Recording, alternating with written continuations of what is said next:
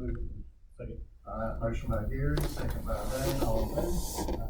All right, we are now in a public hearing to discuss the, request for annexation of parcel 3301 North Oxford Street, which, as I understand it, is from the owner of the property. And Bryce, you're up.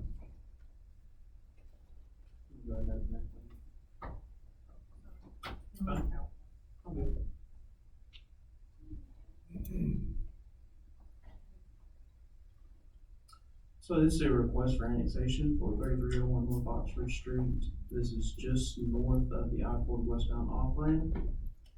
This property is currently partially in the city limits based on the survey provided. 5.813 acres, roughly 32.1% of the property is in city limits. And then 12.310 acres, 67.9% are outside the city limits, but in our EDJ. So fully in our zoning authority, just not in our corporate limits. The total property altogether is 18.123 acres. Depicted on the left is the current city limits, so the darker area being the corporate limit, the light green area being our ETJ. This was basically what we proposed, so we're just closing in that city limit there. This is the annexation provided that are showing the size of that area to be annexed. So we'll go back. So the wide area to the left is already in the city limits. Already in the city limits, yes. So yeah, That fronts Oxford Street. correct. Fronting of Oxford Street, and how it was done like that is hard to say. You're ready to in the county. It's in our ETJ, so it's still in our zoning authority. But it's still in the county. But yeah, as far as in the county, yes.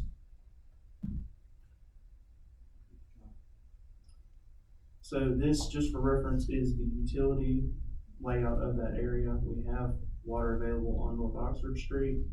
We also happen to have a sewer line running through the back end of that property down towards the creek, and a force main that actually runs up to, I think that's the cargo transport pump station. In staff opinion, police and fire department have confirmed that they believe we can adequately serve the property. Property is currently zone B3. We have utilities there sufficient for most general commercial uses.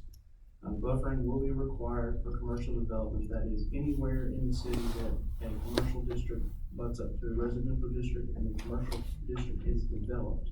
Buffering is required, and they will be required to get NCDOT permitting for any kind of driveway access, because Oxford and both Oxford and NCDOT control. And that's all I have for that annexation, if you have any questions. That's one question.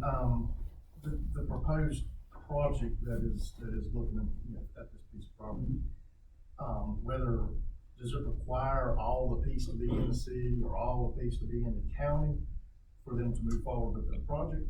It's fully in our zoning authority. The proposed project is a use by right, so either way it is, So they're gonna do it's a it, permitted use. whether they have all the property in the city limits or in the county or whatever, they can still do their project. And there's no legal way to, there's nothing legally that would prevent that. Not to my knowledge, no. Council, are there any other questions?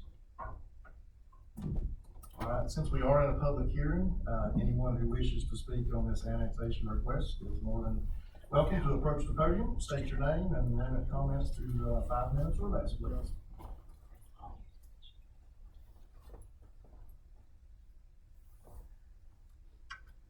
Hey, I'm back. I'm Dolores Fair, and I'm at 2972 Montclair Drive, so I'm the first half pulling into Montclair on the left. I own the property, my husband and I, across from our house, and we own the property to the left. So we encompass close to 3 acres on Montclair Drive. We've been fighting this battle for a long time, but this has become one of the most important battles of our life with this happening. You guys know how bad the effects of diesel are, and right now with my asthma, You can hear how I'm speaking because of the pollen. This is gonna be straight across what our property is, what, gonna be like 500 feet or something from the actual diesel gas line where the trucks pull in. It's gonna be right there where the 4 very huge diesel tanks are. We're going to have, and as they fill up their gas stations, their gas, they're going around the corner, and then they've got 10 places they can park their trucks. And I'm concerned, who's going to be monitoring? Can they spend the night, or are they spending the night? Is it gonna be up to us to monitor, to drive around and knock on doors? Hey guys, you can't stay there. You're not supposed to spend the night here. You're not supposed to run your trucks 24/7 and let us hear all the noise. I mean, it's just ruining people's lives here. I mean, that's a fact. And again, I can go on, and I had copies, a million copies, then I had printer problems, so you guys get nothing but to be able to see the petition. Everybody signing the petitions that we don't want it rezoned. We just don't want it rezoned. We don't want what's in the cities in the city. Let the county keep the rest. It'll be fine. We don't want that. My problem today, as well as it's been every other time working with this, I have found out that the 7-Eleven that is across from Boxcar is the one that is building where we are wanting to build in our development. He wants a truck stop. Bottom line, that's what they said. We want a truck stop. Well, we were told it's not gonna be a truck stop, but he wants a truck stop. So he is going to sell or close the 7-Eleven right there where the beautiful sign is you guys just put up across from it, coming into Claremont. No telling what that's gonna be. But my concern here again is they're building a martini bar, not martini, margarita bar, excuse me, in the 7-Eleven. I don't know if you guys are aware of that or not. A margarita bar. They're gonna serve alcoholic drinks. You got truckers coming in, parking, and they'll be able to drink alcohol sitting in the 7-Eleven. They don't have showers. They don't have a lounge that they set up, but they have a bar where they can go sit, and that's their lounge. They'll be selling other alcohol drinks also, besides margaritas. They said they were proposing to sell beer and wine. That's a separate license that they'll have to get other than their alcohol license. You've got these truckers coming in here, okay, if they decide they're gonna drink, they're gonna get a little buzz, then they're gonna go out their truck, and they're gonna sleep it off. Okay, they're gonna sleep it off, but what if they wanna get on the road? They wanna get on the road intoxicated. They're putting everybody at risk. The same as families are coming, they have 8 gas stations for the cars. They're gonna come in there and bring their children and everything. There's a margarita bar. Okay, well, some parents are not perfect parents, and they may say, oh, I'm gonna go ahead and get me a little margarita or an alcohol drink. Okay, they're gonna drink, their kids or whatever they're doing out in the car, forgotten or wherever. Then they're gonna go get on the road because they can't sleep out in the parking lot. They're a danger. They're putting all these people at danger. I'm just astounded. And I don't know if you guys knew this, but it's happening. This is a fact. This is 7-Eleven told me this. This is a fact. Since he wants, Bill is the owner, since he wants so badly to have a truck stop, I called Gene Monday, a personal friend of mine, which he's supposed to be here tonight, and I don't see him. And Gene owns 16 acres behind the 7-Eleven, and the current 7-Eleven, of course. And I asked Gene, I said, we'll Gene, just you say wanna that sell you're- that You're land? at your 5 minute mark, but continue on to finish. Can up I that. borrow somebody's 5 minutes? That's just, Helen's, yep. Okay. Gene Mundy said, I said, Gene, would you sell your 16 acres so he can build a truck stop? And Gene said, yeah, my land abuts right up to the interstate. It goes 16 acres back. Of course, I will sell my property. I'll sell my property to him. I'll be glad to. Okay, so that's where we're at right now. And we don't want the 7-Eleven, of course. We're fighting it, and we're gonna continue to fight it, whatever we have to do.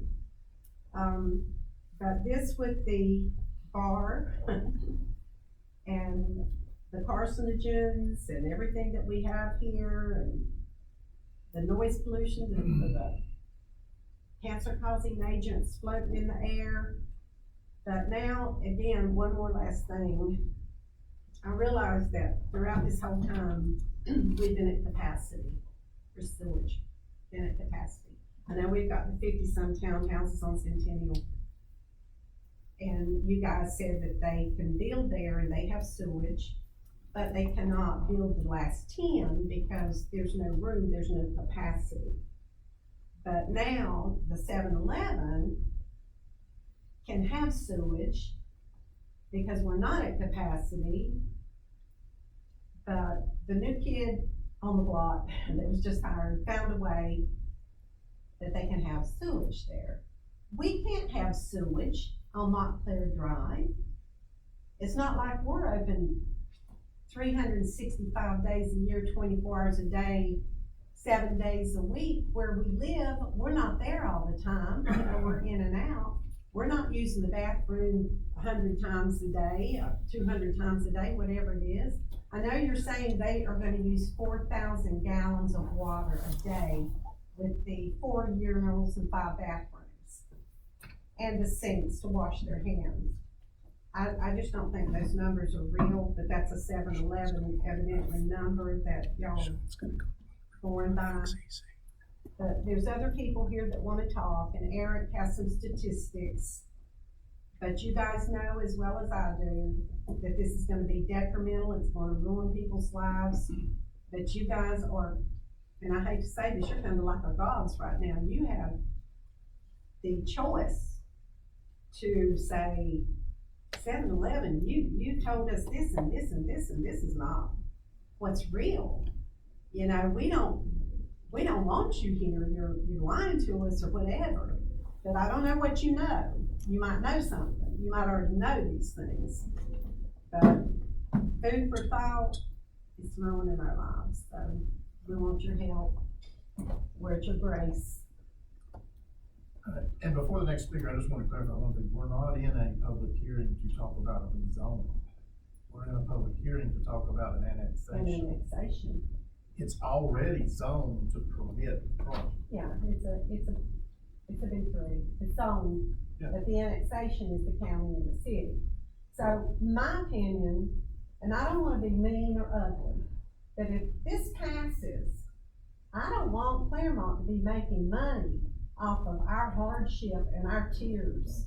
Because you're gonna be making more tax money from allowing this to happen. I know you're afraid you're gonna get sued, I know that. You gotta be careful, and I do realize that. But it's gone over and beyond.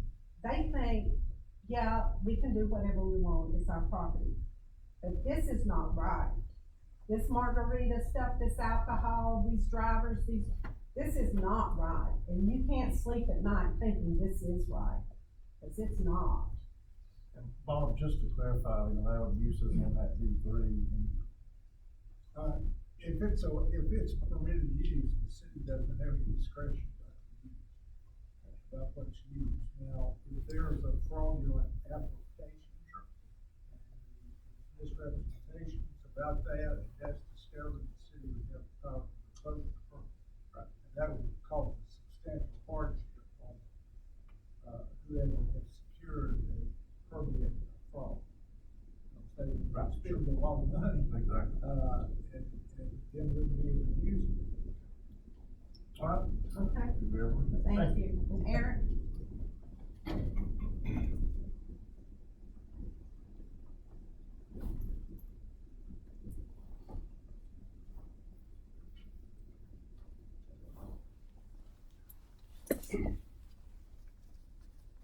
My name is Eric Tone. I live at 3015 Montclair Drive.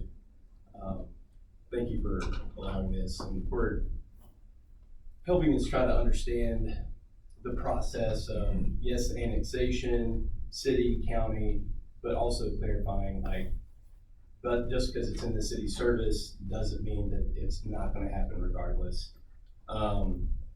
But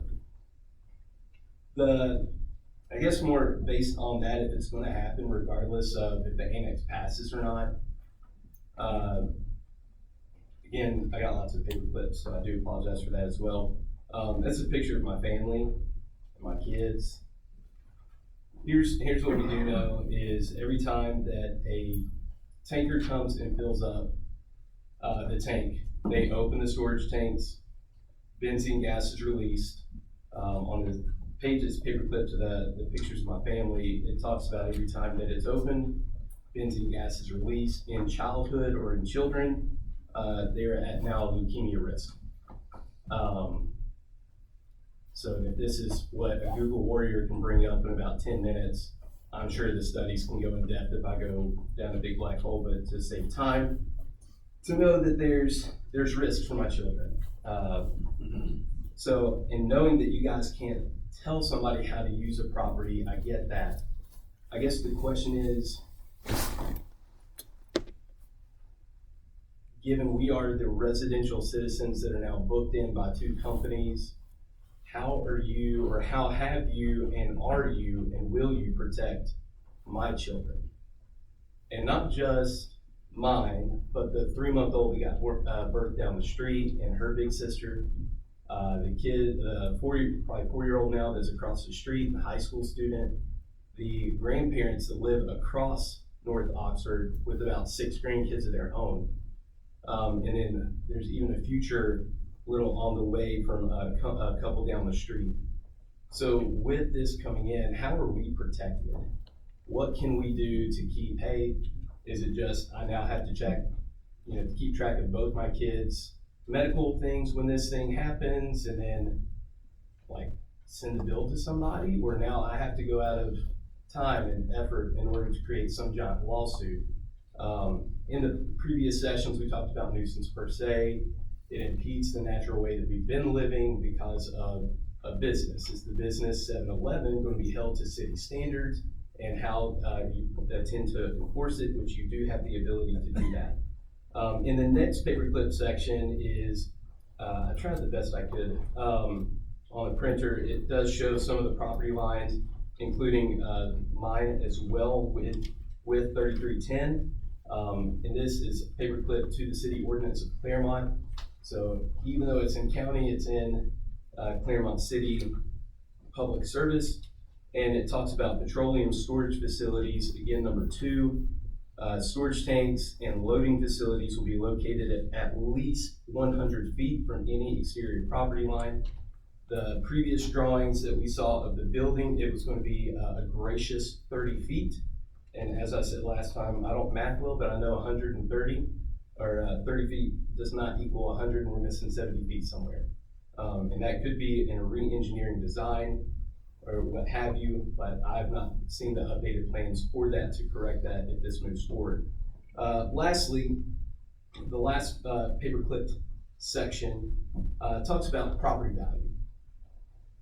Within 500 feet, it is said in studies to show that 50% of home values will go down.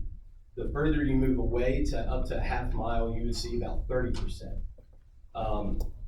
Minus my new build and my neighbor's new build, that's why there's a little gap in there. But this is from Zillow of, I guess, the current property value or what it would be. If we cut it in half and try to sell and move, I mean, I'm gonna be honest, I'm gonna be out over 80 grand and sitting on my thumbs and just say, hey kids, sorry, I can't pay for your leukemia bills because, well, sorry, we couldn't make payment on our house because we couldn't sell it to move out. But on the attached section in the back is the gas station effect, written by Steve McCord.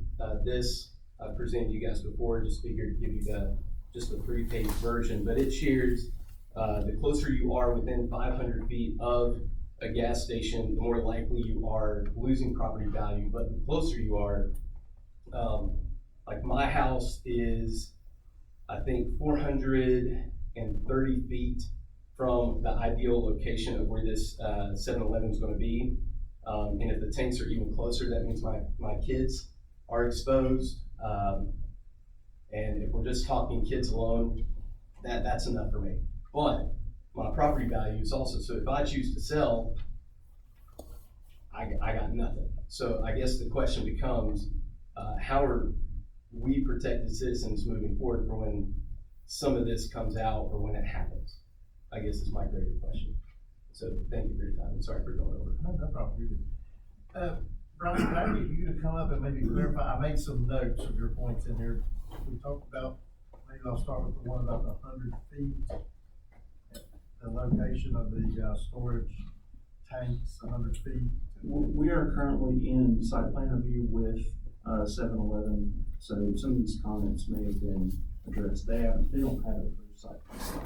All comments that are incorrect with the plan are going into a letter to them. But is it accurate to say, just for clarification, that their storage tanks and loading facilities, as it says here, would be at least 100 feet from any exterior property line? I believe that section refers to a petroleum storage facility that is a sole petroleum storage facility, so just that as the use.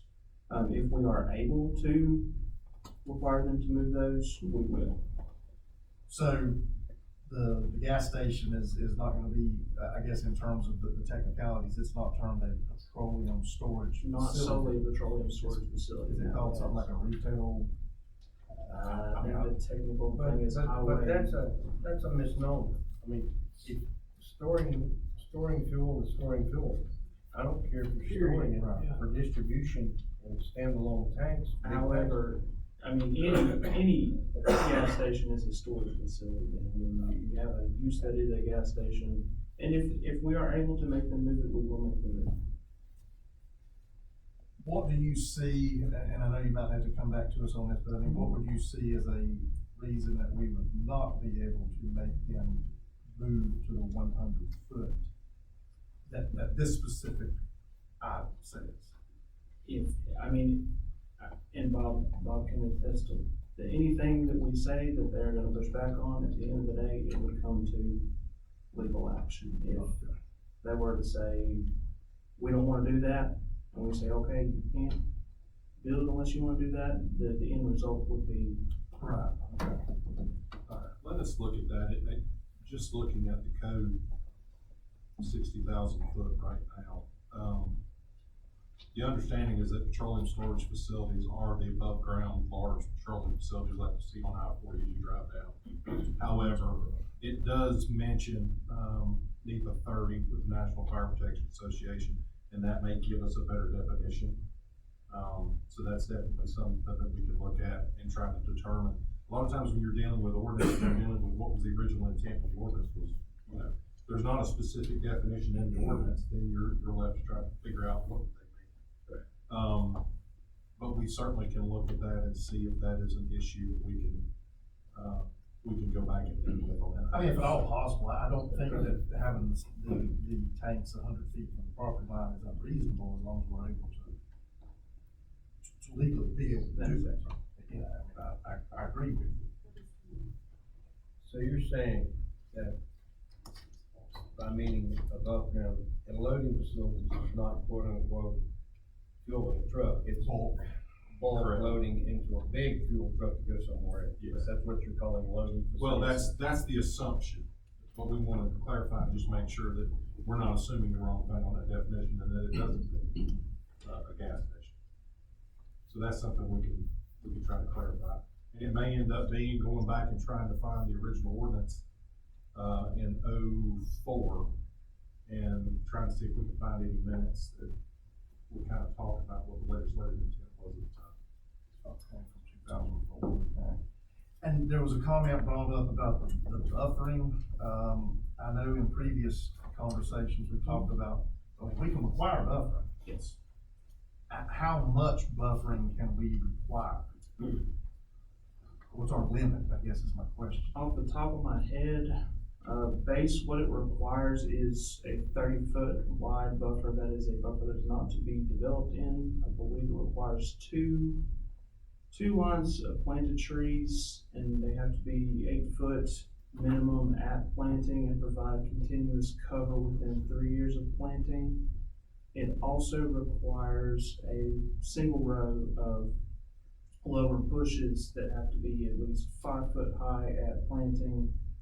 That's all, and I think a portion of them have to be evergreen, just off the top of my head, which will provide continuous coverage.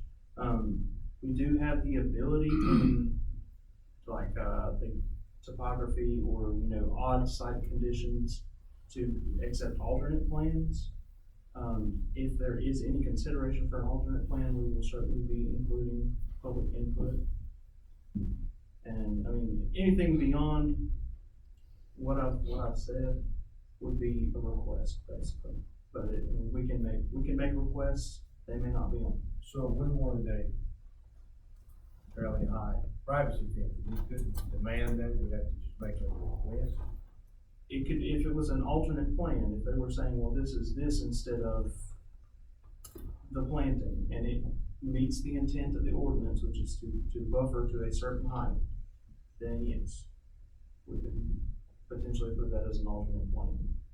But can we enforce that? I guess is what he's saying. Can we, if we went in and said we want a fence at this size, can that be enforced, or does it have to be something they accept? It'd have to be something you said, because if it's not, if it exceeds that 2 lines of trees and 1 line of bushes, that's us requesting something. If they're saying, okay, for example, if they said, we planted the 2 lines of trees, we planted the 1 line of bushes, we go to the city, say we would like a fence as well, that is a request, we cannot enforce that. If they say, well, if instead of planting this many, how about we do a fence instead, then that is an agreement, we can do that under an alternate buffer.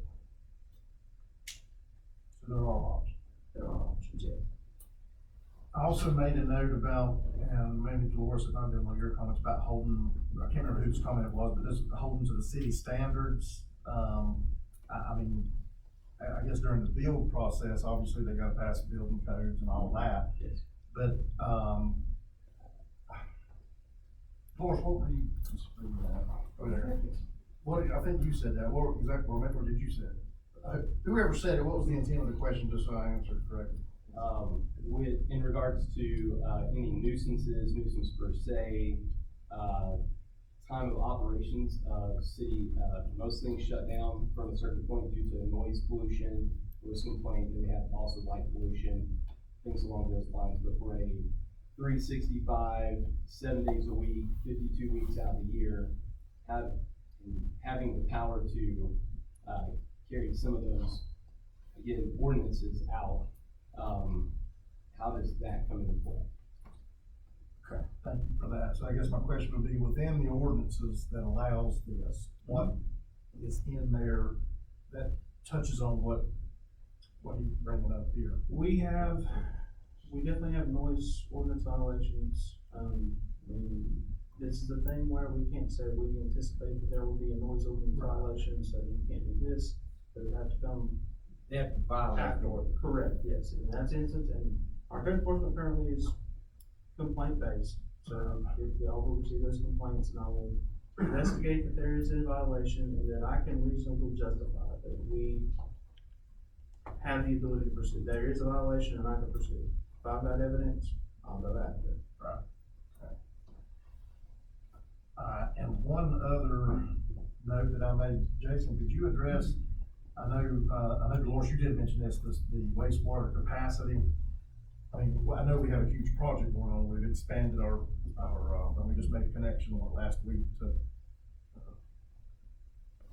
Macklin, would you explain the capacity, the So when I first talked with Ms. Bear about the capacity, we were doing a capacity study on the north end, knowing that the north plant was gonna be, sorry, Wendy, I know you're giving me blurry eyes.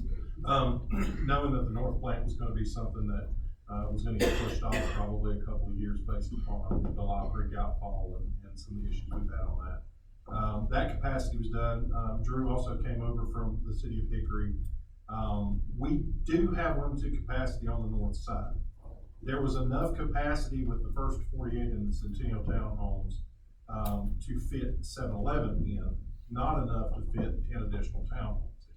And that's kind of how that ended up being, that they got 48, but we're told we can't go to 58, but there is enough room for a smaller user to go in there. And Drew can speak to those calculations as far as the sewer capacity there. Obviously, water's not an issue, but we do have a line running on the property, and that was generally, you know, one of the issues that you have is when you have a property owner who has land in the city and there's a line that doesn't require the extension of infrastructure, do you have the ability to actually tell that person that they're not allowed to connect if the capacity exists? And so that was where that calculation was done. And, I mean, if there are any other questions on that, the actual numbers, Drew can kind of Are we explain. going off of their estimated usage? Yes, Is that what we're going off of? basically. They say, for instance, Why don't you go up there? what if they use triple what they said the usage is? What happens then? So for capacity, Well, Drew, a lot of people in here probably haven't met you yet. that's fair. Good evening, everybody. My name is Drew Floyd. I'm the assistant to the city manager for infrastructure and projects. I've been doing sewer allocation and permitting for the city of Vickery for 8 years. So I do know a little bit about the topic. When the townhome project came, we granted them, I think it was 10,800 gallons per day of sewer capacity. So when we look at these projects, we have to look at the plant capacity. The plant is permitted at 100,000 gallons per day. Its current average daily flow is 74,000 and change. So we have roughly 25,000 gallons per day of capacity in that plant. We granted almost 11,000 to the townhome project, and that leaves us a little bit of available capacity. However, we can't give that capacity away because the state has rules. You cannot allocate a plant over 80% of its actual daily flow. So if a plant is at 80,000 gallons per day actual flow, you have to be in design for upgrades to that plant or collection system, which we are. We have been in design for the Lau Creek Sewer project, so we check that box. Even though we're not at the 80% yet, we're at 74%. When you get to 90% actual capacity, that means your actual average daily flow, you have to be under construction of those improvements. We anticipate being under construction before we get to 90% of actual capacity. So in looking at how you shuffle actual capacity versus allocated capacity, we feel like our construction timeline grants us the ability to not only serve the townhome project, but also this particular project. Even if they go over? So if they go over every day, then that would actually start tracking into our average daily flows. If they go over on Saturdays, but only Saturdays, then our average flow is not gonna exceed the 80 or 90%.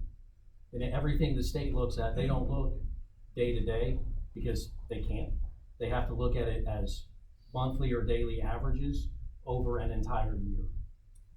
So an occasional exceedance of their, and to get back to the question of did we use their numbers? No. They came and said that they would be doing about 1,800 to 2,000 gallons a day. I looked at the state's rules, the O2T rules, which dictate flow allocations. For this particular use type, it's 250 gallons per day per plumbing fixture. So you take the sinks, the urinals, the toilets, and that is actually 3,750 gallons per day, which is the number we're using. So you're using more than what they said they were gonna use? Yes. Already, okay. Thank you. That's the bullet points I had to catch us up. We're still in public hearing. Who is our next speaker? Can I give y'all my petition? I'm sorry I didn't make, copies of it. This is my original. This is just people. I'm sorry? You want us to make a copy of your personal site? Yeah, my printer went out. I apologize. I had copies for you all those, everything. All right, Heather will make some copies and give you your original. Thank you.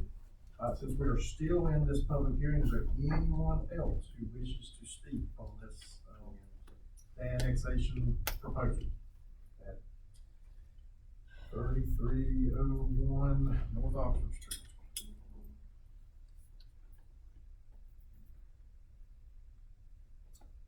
Okay, seeing no one else to speak, we need a motion to close the public hearing and take us into regular session. All right, motion by Gary. All right, motion by Gary, second by Brittany, all in favor? All right, motion carries, we're back in regular session. Okay, we are at the point for presentations in the meeting. The first presentation that we have, and just for clarification, Bob, are these needing to be, these are just presentations, no actions to be taken on these, council actions? These presentations? First is a proclamation, Well, I mean, yeah, proclamation, child abuse. and then the second would be just a. Correct, okay. All right, first, under presentations is, as Jason said, actually a proclamation. The month of April is Child Abuse Prevention Month, and we will read into, for the record, the Child Abuse Prevention Month proclamation for this year. Whereas children are our community's most vulnerable members, as well as our community's most valuable resources, helping to shape the future of North Carolina and the city of Claremont. And whereas positive childhood experiences like loving caregivers and safe, stable, and nurturing relationships can help mitigate trauma and the negative impact of adverse childhood experiences to promote the social, emotional, and developmental well-being of children. And whereas childhood trauma can have long-term psychological, emotional, and physical effects throughout an individual's lifetime and impact future generations of their family. And whereas childhood trauma, including abuse and neglect, is a serious problem affecting every community, and finding solutions requires input and action from everyone. And whereas children who live in families with limited access to concrete economic and social supports are less likely to experience abuse and neglect. Whereas nurturing positive childhoods and preventing child maltreatment is possible because of the partnerships created between families, prevention advocates, child welfare professionals, education, health, community, and faith-based organizations, businesses, law enforcement agencies, local, state, and federal governments.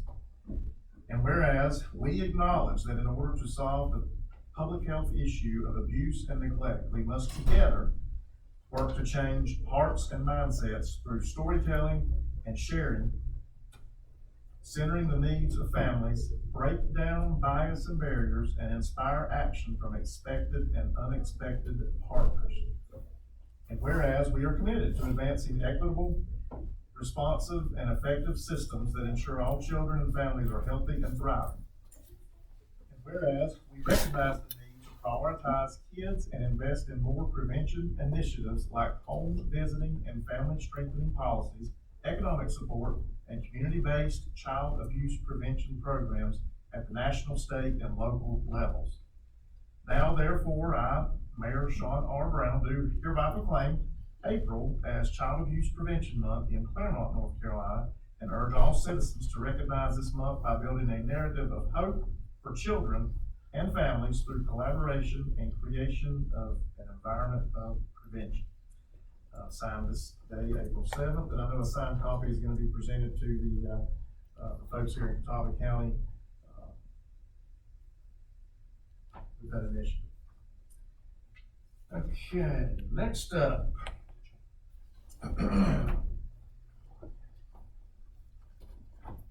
If I could have our newest police officer, Nathan Stacks, and any of his family who wish to come up with him.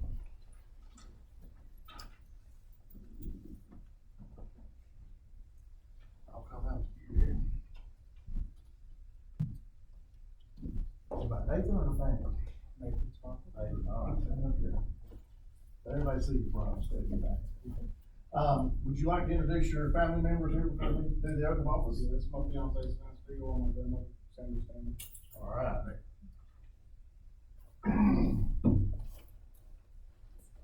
You raise your right hand, place your left hand on the Bible. Would you like to? All right, repeat after me.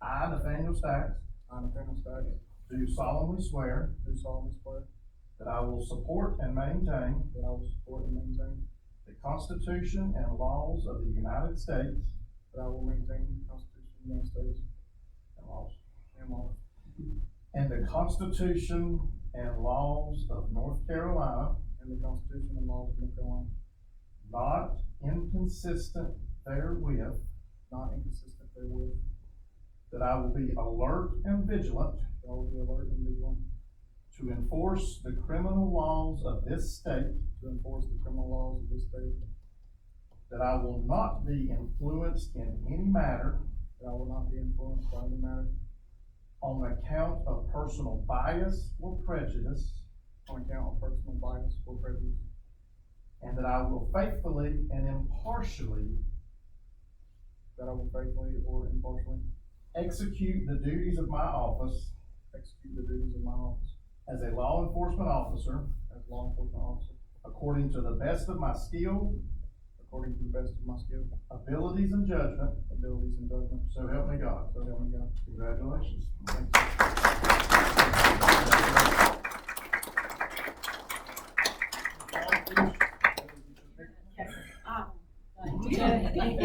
You go ahead and get there and stop. She don't take pictures. Thank you.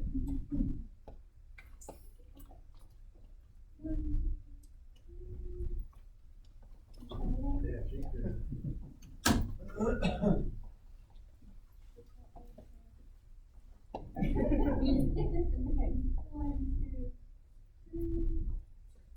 Thank you. All right, congratulations, welcome aboard. Thank you, sir.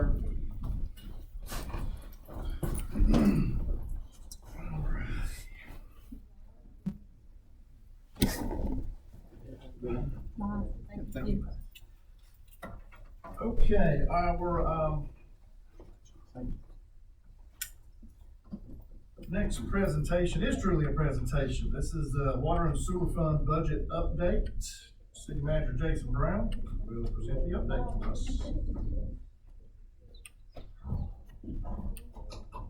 All right, thank you, Mr. Mayor.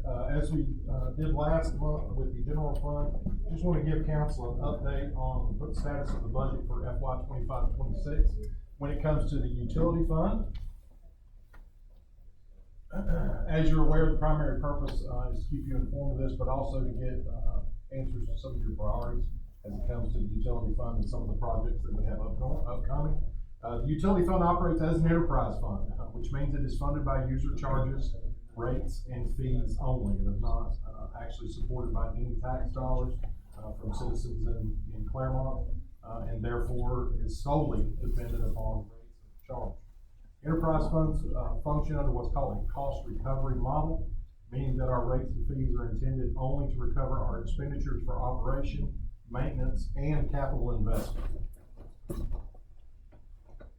So currently, we go over this about every year, but I think it's always helpful for everyone to know kind of where we start. We own and operate our own water distribution and wastewater collection systems, consisting of about 24 miles of water lines, 2 elevated 300,000 gallon storage tanks, one at Public Services and one at Kelly Boulevard. We also own and operate a wastewater collection system consisting of about 21.5 miles of gravity sewer, about 2.5 miles of force main sewer line, 2 wastewater treatment plants, which, as you heard, one of which will begin the decommissioning process in the near future because the flows have come off of Macklin and are headed towards the Hickory Catawba plant at this point. And then also the North wastewater treatment plant, which we discussed just a few minutes ago. The North plant is, as Drew mentioned, permitted at 0.1 NGD or 100,000 gallons per day, and is located on 6 Boulevard. We also have 5 force main lift or pump stations, one located near I-40 off of Cobb Road, the state lift station, the Catawba lift station, which is behind cargo transporters, what we call mom and pops, or the WSMP lift station, which is at Tyson, and then the Smire lift station, which is Cloninger, and school lift station, which is on School Street. City is currently under contract to send McLenn's wastewater flows to the city of Hickory. These flows were actually diverted, finally, after 6.5 years, to the city of Hickory on 3/28. We actually made that move. And what you see here is actually a picture of the metering site down on the Macklin line where it connects with the city of Hickory. Plans are being developed currently to divert the north flows, which primarily serve the areas of the city north of US 70, either to Conover or Hickory, whichever is more feasible. Once this is complete, both plants will be taken offline. As I mentioned, we're going to be starting the decommissioning process on the Macklin plant fairly soon. City intends to take over all operations and maintenance duties with the remaining system, which will be 6 lift stations and all of our water and wastewater lines after we drop off both of the plants. At the conclusion of the transfer of flows, the city would see a net savings that will be applied in debt service for the project. I can tell you that we have made the determination that the Macklin project, which had a cost of counting design, engineering, and everything, a little over $5 million, we've come out of that with $1.8 million in debt service. So we have been able to do a lot with partners both at the county and the state level. Operations and maintenance of the north lifts, or the north wastewater treatment plant and lift station is currently provided by the city of Hickory. We have an operations and maintenance contract. This is the price per year in FY26 of the budget we're actually working on. Sludge hauling at $28,200 and sewage treatment, which is new for FY26 at $256,000. This is the price per gallon that we actually pay to the city of Hickory for treatment of the flows from the Macklin plant. This is 10% below inside rates for a Hickory resident. Just notice I looked at him, just make sure I had that right. And the total of that is $641,000. So let's talk a little bit about current plans and projects. In the distribution system, there are several capital improvement projects that are on the capital improvement plan. Now, I will say that we are taking a fresh look at the capital improvement plan based upon some of the projects that we're doing, trying to make sure that we have an idea of what is truly important and what needs to be programmed for improvement. In some of these, I'm not 100% sure that when they were placed on the capital improvement plan, which was even before I got here, I don't know that they necessarily will stay on the recommended capital improvement plan. One that you see up here, FY26, the Gray Street water line replacement, we're actually going to be doing that in-house, and the materials have already been ordered.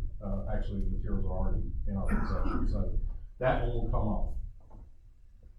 The largest of the, except for the old Catawba, the largest is the Kelly Boulevard Loop project. Council last year purchased an additional parcel on Kelly Boulevard that was adjacent to the parcel that council already owned. This is the first parcel we owned.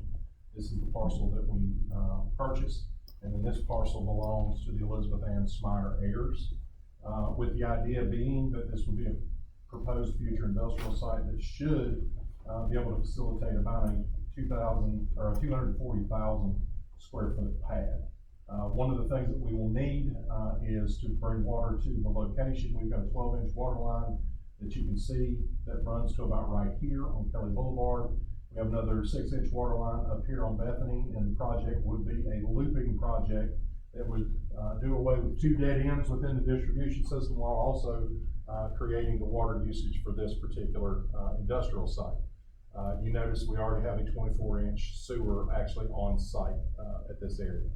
The advantage of actually bringing in the other parcel to the left, not that it's buildable, is it basically it just gives you more built upon area to the parcels to the right. And we are in discussions with the EDC and the heirs of this property for option on that as well. Current cost estimates, depending on if we just do an extension on Kelly Boulevard to Bethany would be about $515,000. The loop would be about $647,000. You can see why that would be more advantageous because it does take both dead ends off of the system. The other thing that it does is it gives you the ability, if you look at these parcels across Bethany Church, the same heirs own these parcels, and they are currently marketing those for industrial development as well.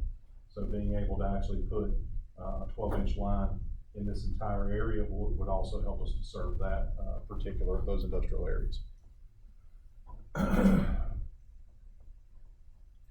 We are currently in a water system modeling. The first phase of that modeling is done. We have gone back to WK Dixon for some additions to that water model, but basically what this does is gives us an idea to determine the flows within the system, make decisions on future distribution projects based on those flows, as well as economic development opportunities.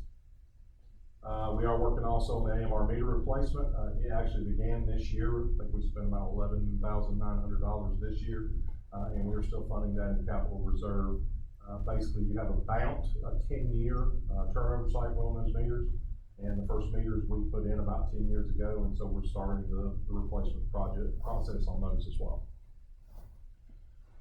And then also funding future distribution projects in FY25. Talking about the collection system, and that is actually a picture of the Macklin line back when she wasn't underground. We have several capital improvement plans. You notice that the Macklin outfall is no longer listed because it's finished.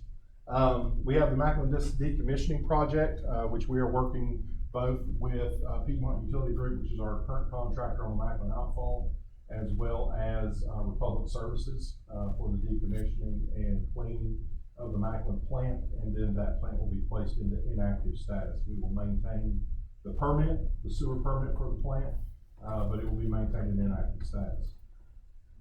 We have the Live Peak Outfall project. We'll talk about that in a moment. The pump station rehabilitation and decommissioning project, and then manhole rehabilitation. So talking first about Macklin Outfall, again, it is finished except for the decommissioning. We received and spent $3.5 million as an ARPA subrecipient through Catawba County. Golden Leaf was $250,000. We have the NCD QSRP loan of $4.5 million. We only had to take 1.8 out of that for the capacity purchase with the city of Hickory. And you can see that at the bottom. And that purchased us $450,000 GPD, which about 6 years ago was what our projected 20-year flows would be for the entire city. Status of that is completed construction and flow diverted. Lock Creek Outfall, as envisioned, council is well aware, the original project estimate for the Lock Creek Outfall was $18.2 million. We received an NC legislative grant, which after the administrative fee ended up being 17.7, and began design, survey and design. At the 30% point of design, you have a meeting that basically allows the engineers to brief you on any issues that they've had, what they found, and what the cost estimate's looking like at that point. At the 30% design, we were told that it's about a $33.8 million project. Obviously, that is not doable for any of the partners in the project. And so the Lyle Creek Outfall is kind of in a holding pattern. We have been doing alternative analysis between our staff, City of Conover staff, and WK Dixon to see if we can get a scoping change on the legislative appropriation for a project that will accomplish the same goals as the Lyle Creek Outfall without actually being the Lyle Creek Outfall. Everyone's been working together, and this is what we've come up with. Basically, the new project will be a partnership with Catawba County and the City of Conover. Current basis of design, pending DWI concurrence, will be to upgrade the existing Catawba pump station. If you recall, the Lyle Creek Outfall was going to decommission that pump station.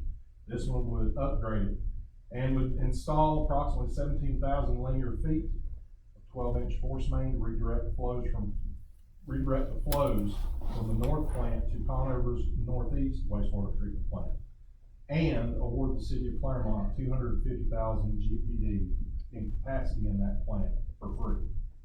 And so basically, it still achieves the goal to open the I-40 corridor for development and serves the northern part of the city and Hunsucker Crossing. So if you look at the map, basically the red line that you see here, that's the Lyle Creek Outfall.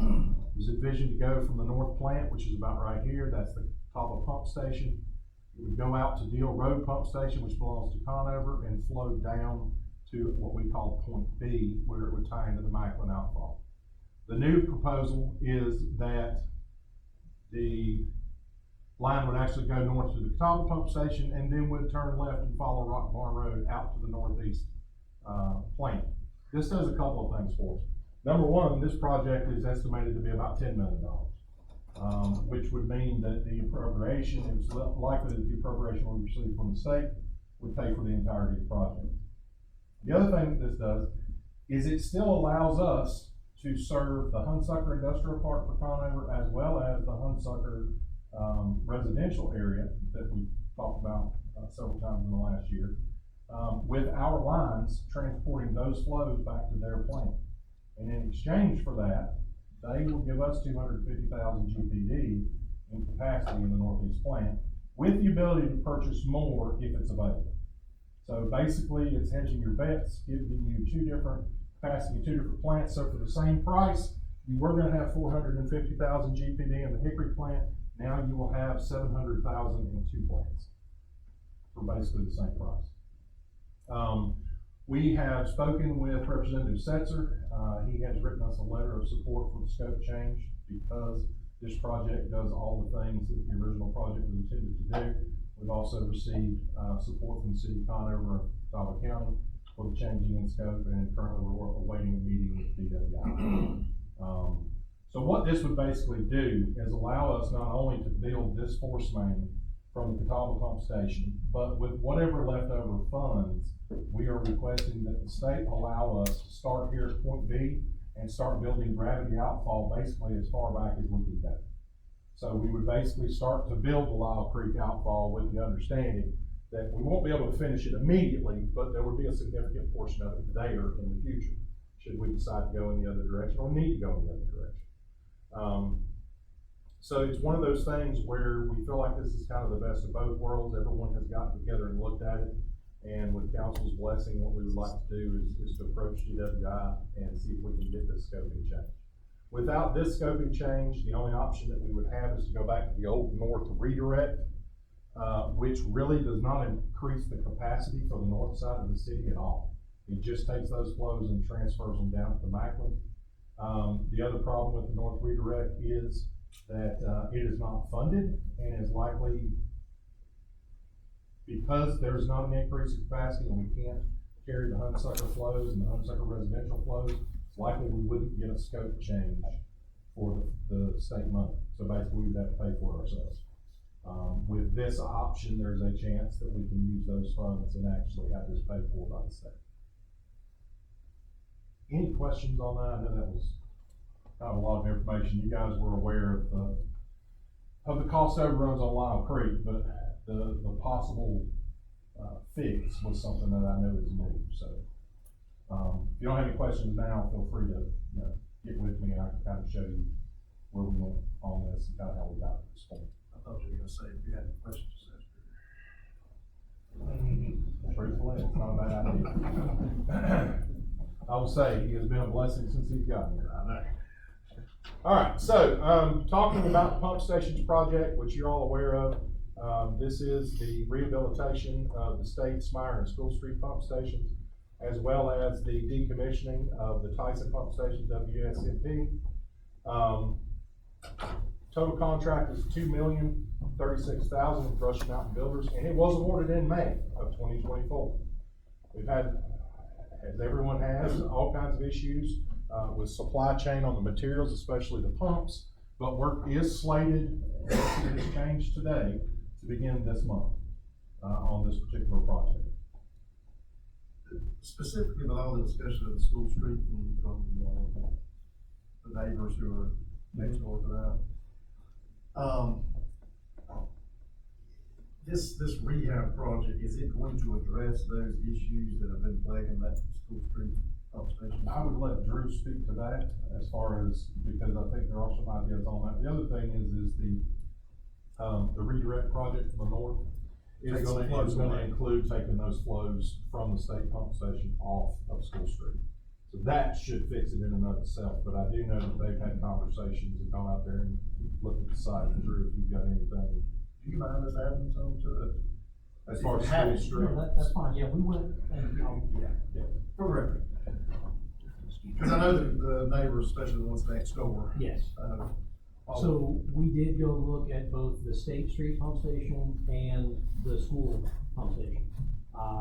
And when we were out there, there wasn't any discernible odor, but again, that was last month, so. coming in July. Exactly. Just come around. So what we are looking at is currently, and this picture is actually of the school pump station. So there is currently an odor control device there. It's a carbon sequestration device. We don't know when that carbon media has been replaced.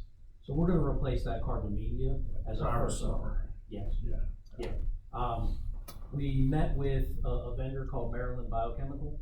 They have a couple of options that can work, that are significantly less expensive than the blower system that we got priced. So we will look at all of those options, but the first thing we're gonna do is start with replacing the carbon odor control media, and we're gonna replace the manhole in the backyard, because it has 8 large vent holes. We're gonna seal that, so that should help anything immediately in the backyard. That's one, that's the one's literally their backyard. Yes. Wow, okay. So kind of a two-pronged approach there. Okay, are they aware of that yet? I don't know. No, not yet. Okay, good. And like I said, I won't be the one to tell y'all, I'll leave that joy for y'all. the overall goal is that we'll be taking those flows off. Because just the long run on that is what's causing a lot of the septic issues. Yeah, from the rest. From state. All right. This is the one that, probably gives us the most pain, the public services building. The new building design is being finalized following value engineering with Edifice. The original, and it's the reason we brought in a construction manager at risk. The point of that is that they have pre-qualified subcontractors, and instead of having engineers, as we've seen with, sewer lines, things like that, trying to give you cost estimates, you actually have people who actually build the things, giving you cost estimates. Council will recall that the public services building, when originally, costed, was 4.8 million. We're now at 7.5.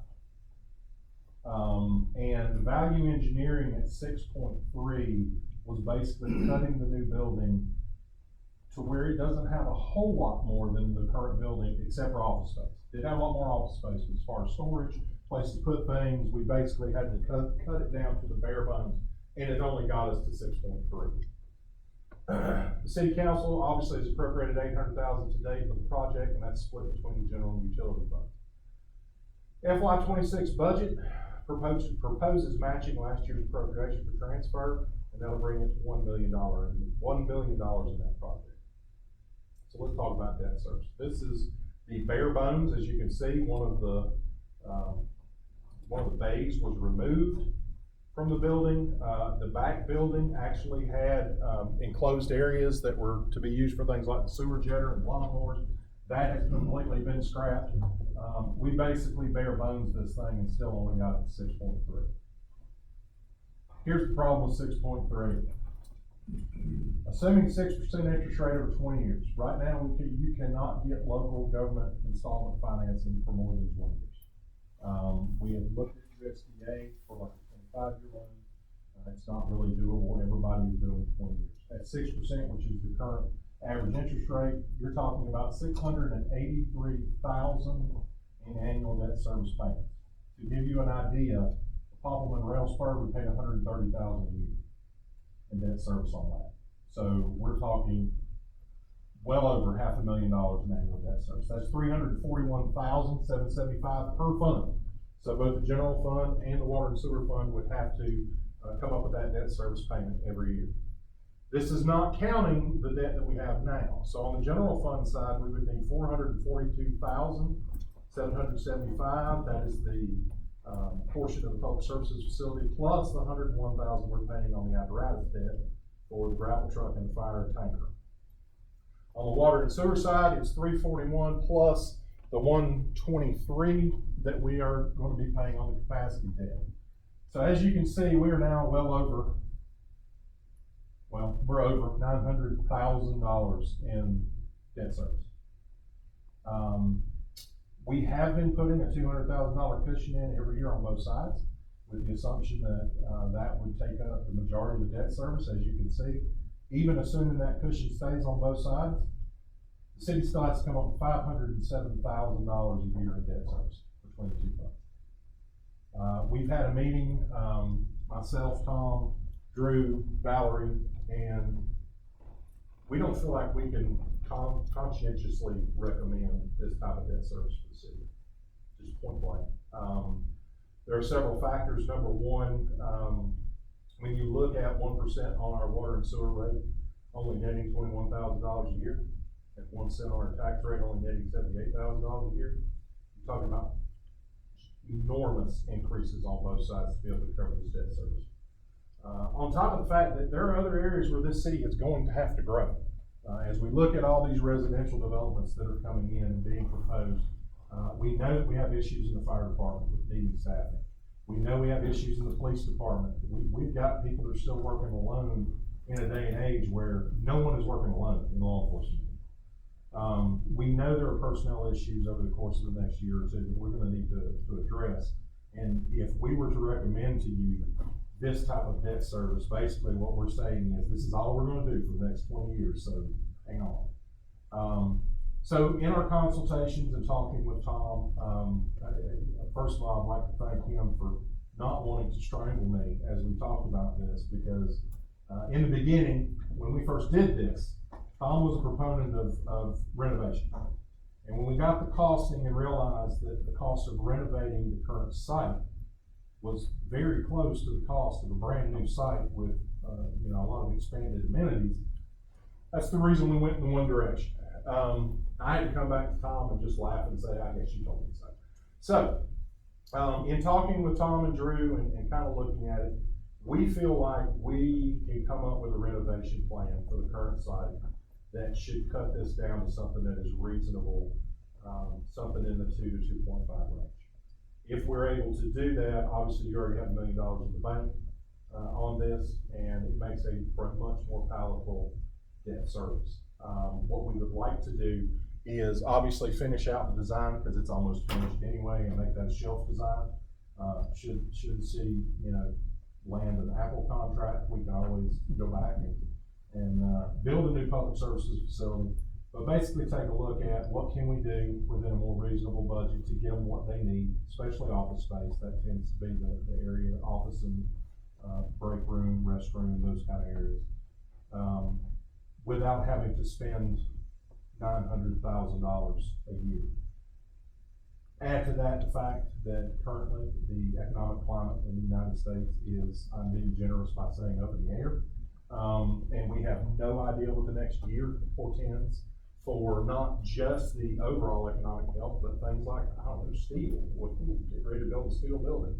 Our fear is that by the time you get to construction in something like this, it's going to be unattainable. So one of the things that we wanted to present to council was the option of allowing us to kind of go back to the drawing board, figure out what we think we can do, bringing in a design team that specializes in renovations, and coming up with an idea that should cut this budget substantially, but still be able to get public services what they need for the future. So any questions on that part? Not really a question, but obviously we've got to take care of the public services. It's been 25 years overdue, even before Tom got here, before you got over here, I mean, 25 years overdue for which we know it's overdue. It's way overdue. It's the last department in the city that hasn't either been remodeled or got a new build, you know, in the last, 20 plus years or so. So as long as we can come up with a plan that, I mean, that we all know the current place is inadequate. It's been inadequate for 25 years. Right? But are you confident we can get what we need out of a reno? You're smiling, saying yes. I think there's a lot of, for sure.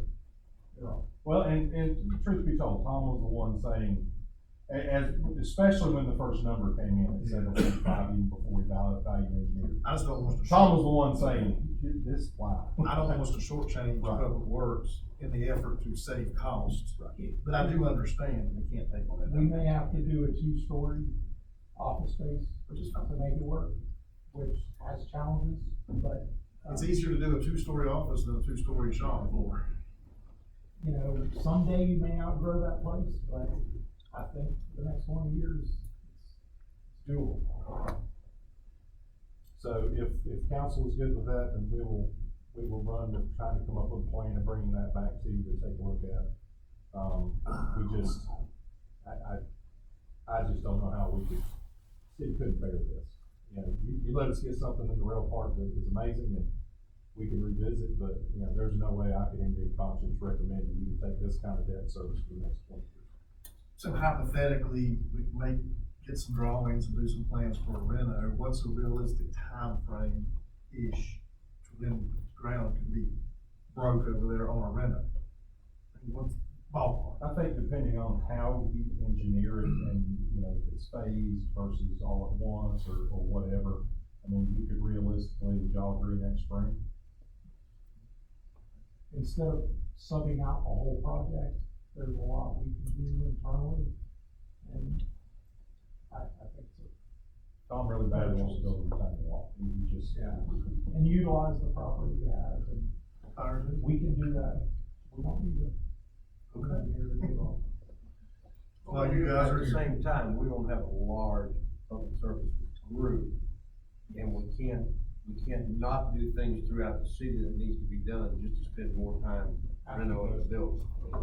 No. Time and talent allocation is gonna be a big deal. Yeah, we can oversee the project because we're right there. Instead of having a company oversee.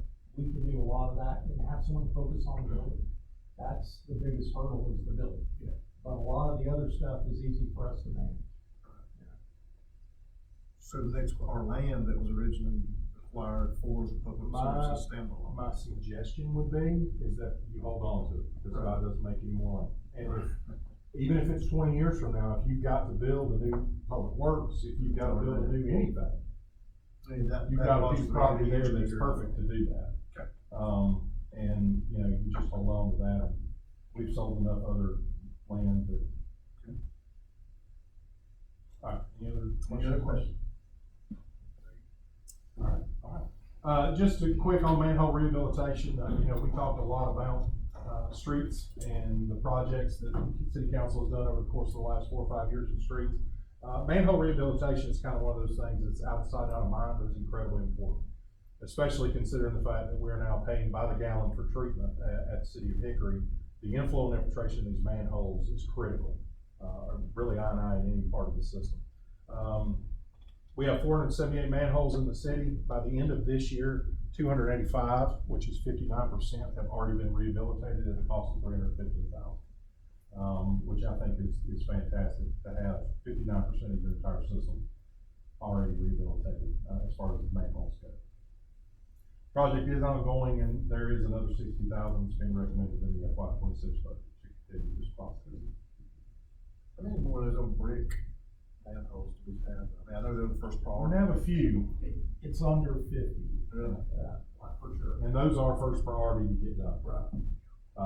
If you've ever seen a good rainstorm and opened one of those, it's amazing. I don't think I realized there was that much inflow and infiltration in that hole. Talking about economic development, especially as it comes, dealing with utilities, the International Rail Park. Currently we have 149 acres owned with sewer on site. The county and the city were awarded a $500,000 grant for NC Railroad to link, water to the site. We have water coming from 2 different directions. It just needs to be brought on the site.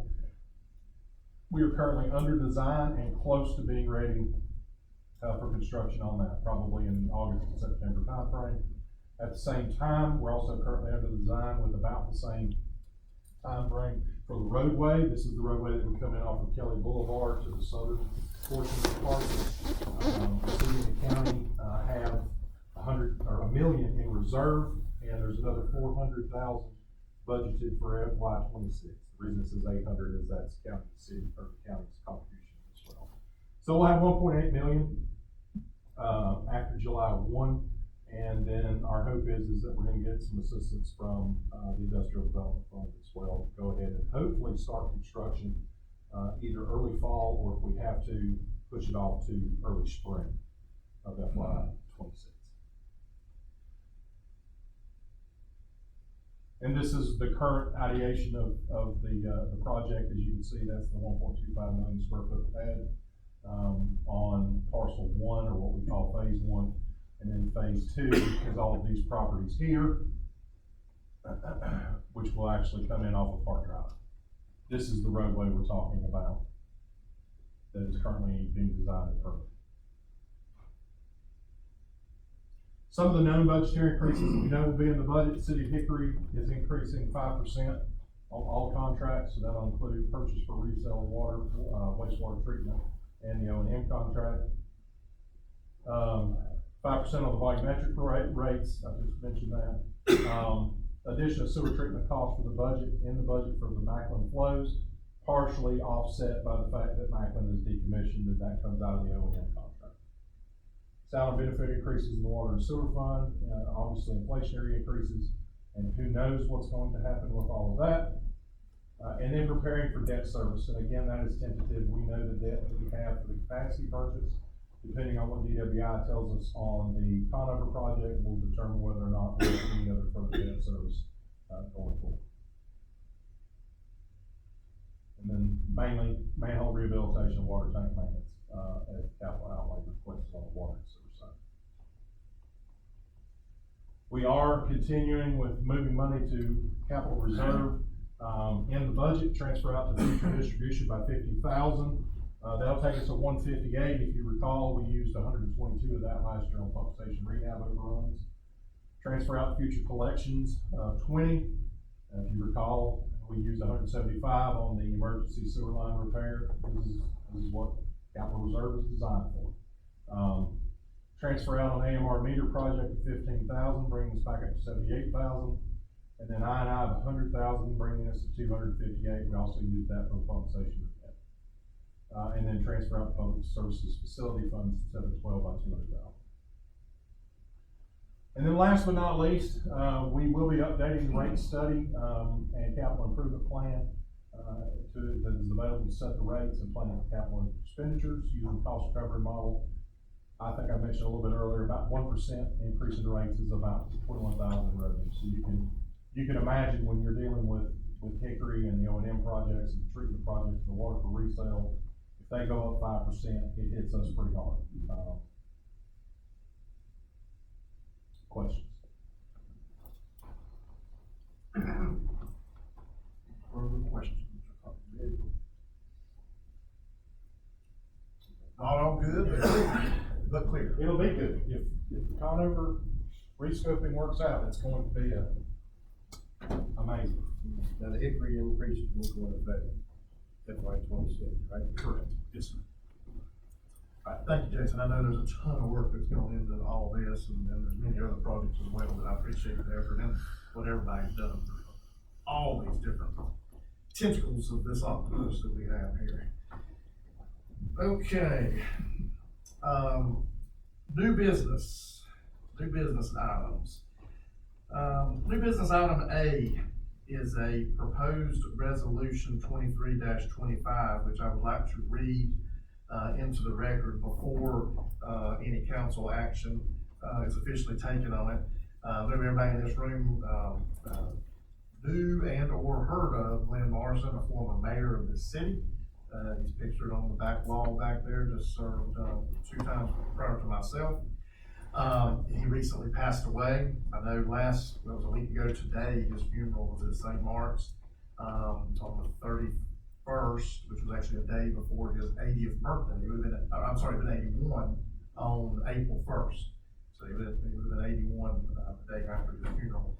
But we have a resolution to recognize the legacy of former Mayor Glenn A. Morrison and honoring his many contributions to the city of Claremont and our overall community. And I'd like to read this into the record. Whereas Glenn A. Morrison dedicated his life to the betterment of the city of Claremont and its community. And whereas Glenn served as the mayor of the city of Claremont from 1997 until 2009, where he demonstrated exceptional leadership and commitment to his constituents, especially in the area of economic development within the Claremont International Business Park. And whereas he was a valued member of the City of Claremont Planning Board from 1994 until 1997, contributing his vision and expertise to the planning and development of our community.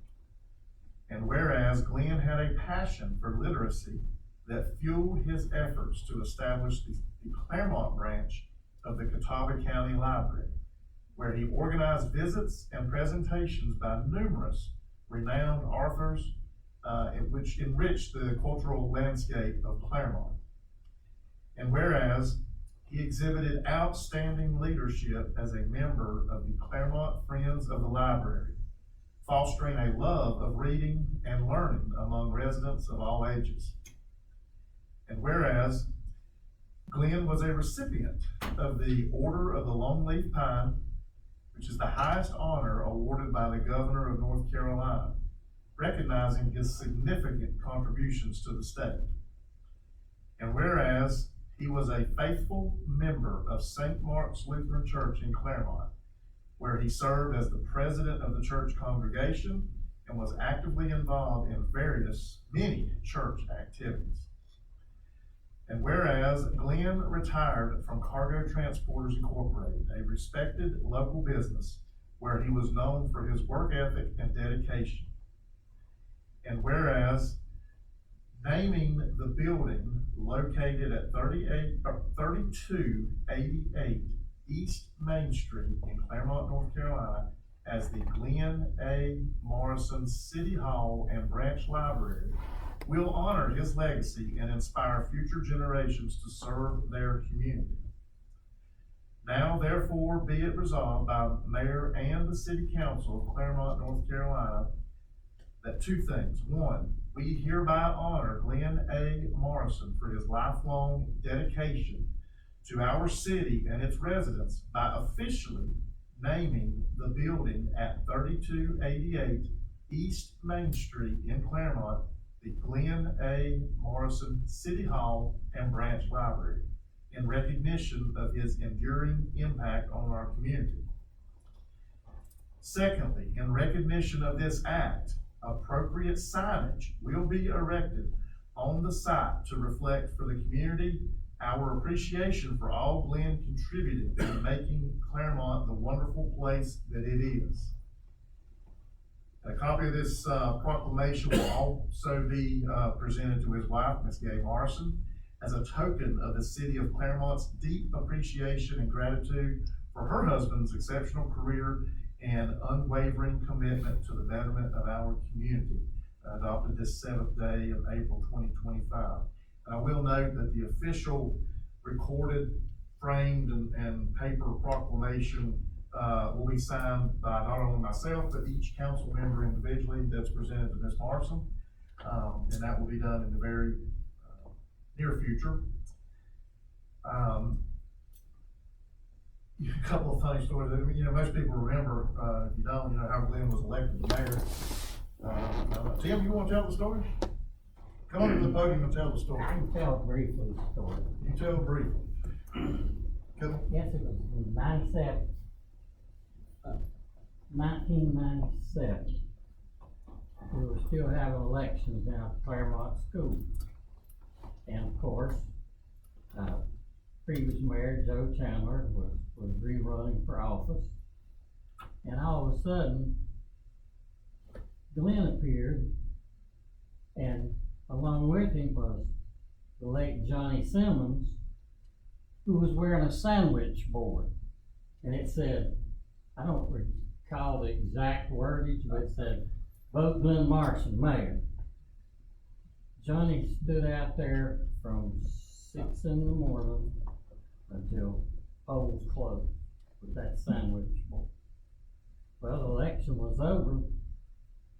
Everybody stood around and waited to hear the results, and that's how Glenn got elected, by Johnny wearing the sandwich board and campaigning for it. And for the record, He Glenn, came in like as a write-in. and he actually voted for Joe Chandler. Yeah. Because he did not know of the campaign to run him for mayor, and he actually voted for the previous mayor. But that's a true story. It made all of the local news stations at the time. I remember it well. I had the privilege, as it said here, to work with Glenn at Cargo Transporters when he was our director of recruiting and many things.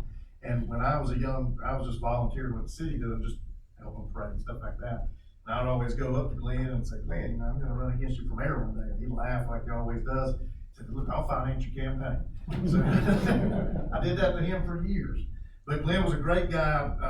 He was a mentor of mine, and everyone up here, you know, a great man. And I'm happy that we're able to do this for him and his legacy, and I can't wait to see the signage and everything. So this is the mock-up from Sign Systems that, the seal is different. Obviously, we use the seal, not the, what's on there now, but the regular seal. But this is what it would look like, and if council is good with this, then we can go ahead and execute. Our plan was to, get this in, keep it covered, and then have a small ceremony for his family where we present the resolution and unveil it, and obviously people are gonna see it, they're gonna know, but, you know, we can kind of do an unveiling and that for the family once. As long as we just need to plan far enough ahead, because one child comes from Denver and the other comes from New Orleans. Okay, correct. And I think Heather, 2,500, is that what we were told? So 2,500 to get switch, basically change it out. Well spent. I know you talked to Rich and everything. He's aware of the library and all that. No, I've Which is not told okay. anybody until Okay. council approves this, what we were thinking. Yeah, okay. But we'll certainly let them in on it so that they can be there for the unveiling. Yes. Okay, so with that, proposed resolution 23 25, which is the proclamation honoring Glenn's service to this community. So I entertain a motion and a second to approve resolution 23 25. Mr. Mayor, I happily, joyfully, make a motion to approve resolution 2325, honoring my very close friend, Glenn Morris. Motion by Dale, thank you. Second by Brittany, all in favor?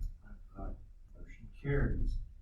Our second action will be the official renaming, as we saw on the picture up there, the proposition to rename the city hall and this building at this address as the Glenn A. Morrison, or City of Claremont City Hall and the Glenn A. Morrison Branch Library.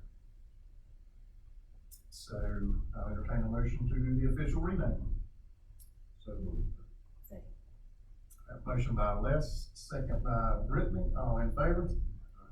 Motion carries, thank y'all. He may be gone from here, but he will not be forgotten. That man mentored me and talked me off a few ledges when I had a temper in my younger days. Well, Mayor, he's the reason we actually had the expanded, business park. He's the reason we have a branch library. Many years as a teacher, mentoring students, ran our church from the board of trustees and as the president of congregation. Many state boards he was on, he never turned down. No, just wasn't in his vocabulary. If the governor asked him to do something, he said, okay. He made trips to Germany. He's the reason we have international business partners. He made many trips to Europe to convince those companies to bring their business here, and it happened. And I told him, the day he died, I said, Glenn, the only thing you did wrong, and the only thing I'll ever hold against you in your life, and I'll take my grave too, is that darn Poppleman rail spur. That's all mistake you ever made your whole life. And he actually did. Thank you, Dan. Thank you for sharing that. Item B, under our new business tonight, this is proposed ordinance 47-25. This is a proposed ordinance to extend the corporate city limits, to encompass the sections of, the parcel 3301 North Oxford Street. There was a public hearing held earlier this evening in relation to that topic. Is there any further discussion, reference to this, proposal for rezoning? I'm sorry, rezoning, annexation. If not, we'll take a vote, on the proposed ordinance 47-25. So all in favor of the, Need a motion. I'm sorry. We need a motion, no, Need a motion, second. gotcha, I'm sorry, you're right. Need a motion and a second to approve, proposed ordinance 47-25. So moved, Mayor. All right, motion by Les, a second by Brittany. All in favor? Any opposed? All right, passes 5. Okay, new business item C, proposed ordinances 48-25 and 49-25. This is a system development fee fund creation for capital improvement. This will be in reference to,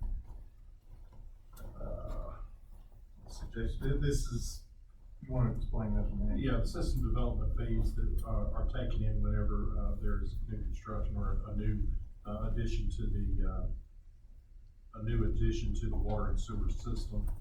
Those fees need to be specifically separated out, based on 162A Article 8. And so what we've done, those fees have only been in place since 2019. And so what we've done is set up a new, fund under 330, or a department under 651, I'm sorry, and, have assigned those fundings forward to that. And I've also gone back and taken all prior years and moved those to that as well.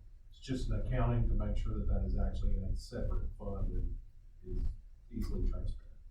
Okay, so basically, like I said, we're just pulling out those specific funds. Basically, They're you have to use, visible. yeah, you have to use these funds for capital improvement within the system. And if you set them aside in a specific fund, it makes it much more transparent. Okay.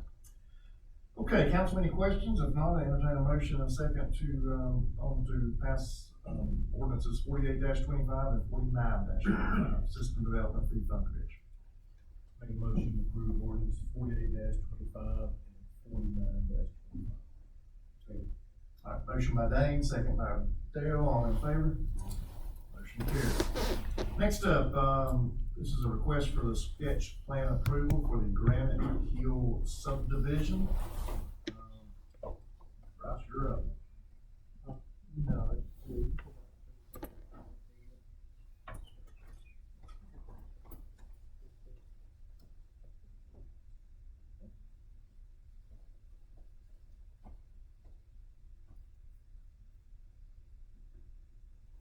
Just before we get into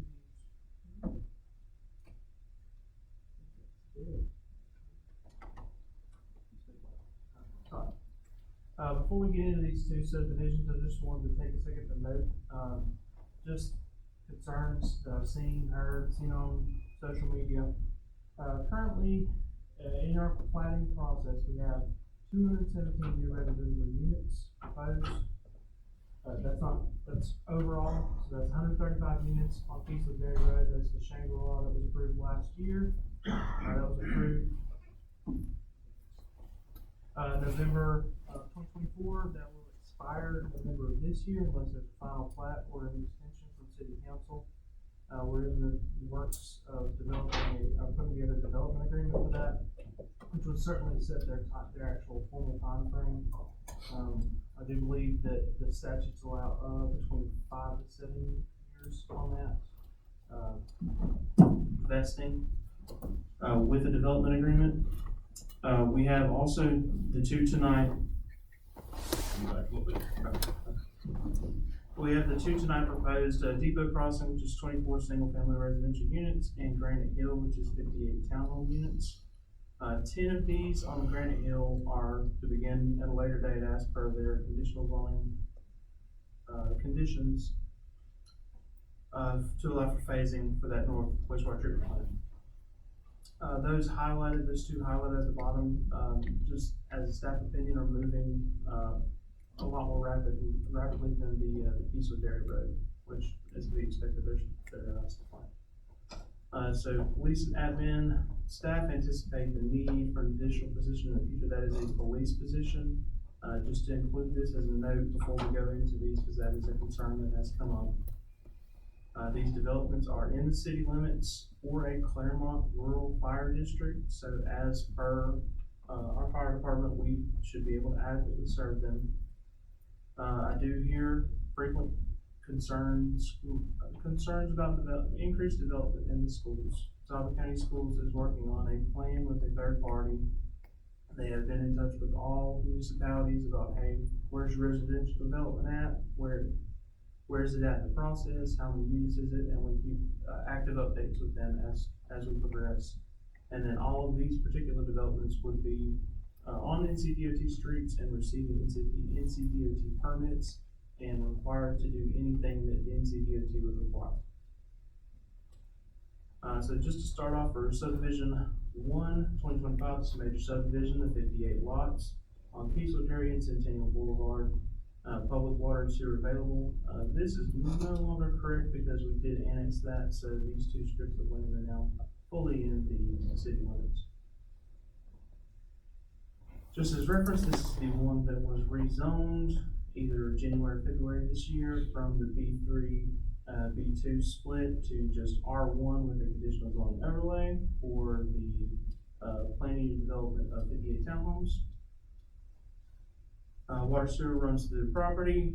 Initial 48 units puts the wastewater treatment plant at the capacity we were comfortable with at the time, so we required them to phase those last 2 units until that that wastewater project is complete. Future land use map designates this area as retail, commercial, high to medium density residential. Just highlighting the section that is fitting with this development, cluster to the densest development within these districts, taking advantage of existing water sewer services. This development proposed is in line with that. So this is the proposed development, the yellow units being the ones, the initial 48 to be constructed, the red being the last 10, so between 8 buildings, 58 units. Do we know when those last 10 could possibly come along after the fact of the first 48? Timeline?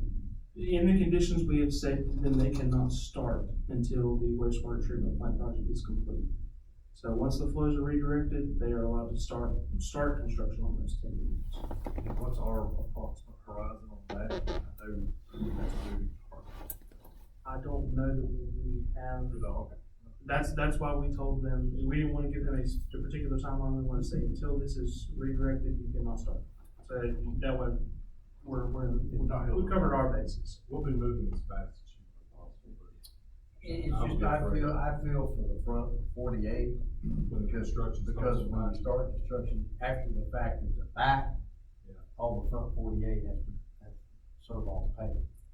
All the stuff in and out, the mud on the roads, construction stuff, I feel for the people in the back.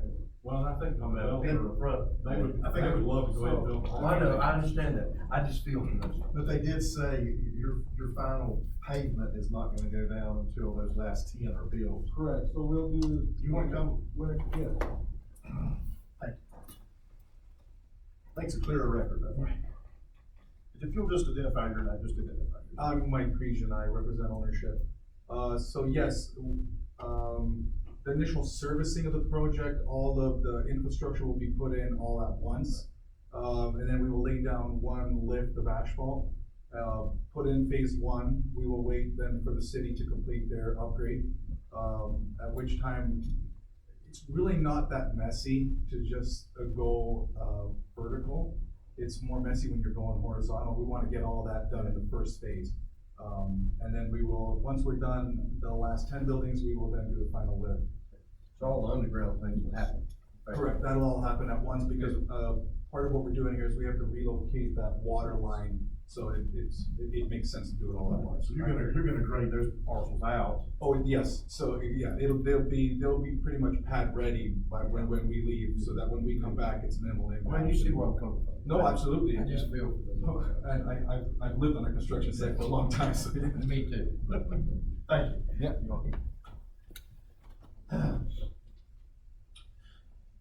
Here's that sketch plan with the lot lines represented. They have their open space, as a green belt on either side. Those numbers.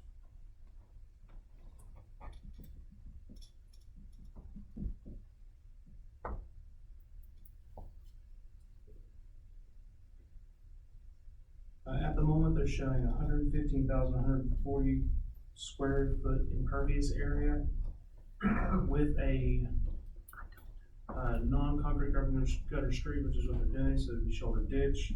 They'd be allowed up to 36% built upon area, which they calculate at 123,261. They are under that, so they're falling within a low density development for watershed concerns. They're showing 74,025 square foot of open space dedicated, which will be in the name of an HOA for maintenance.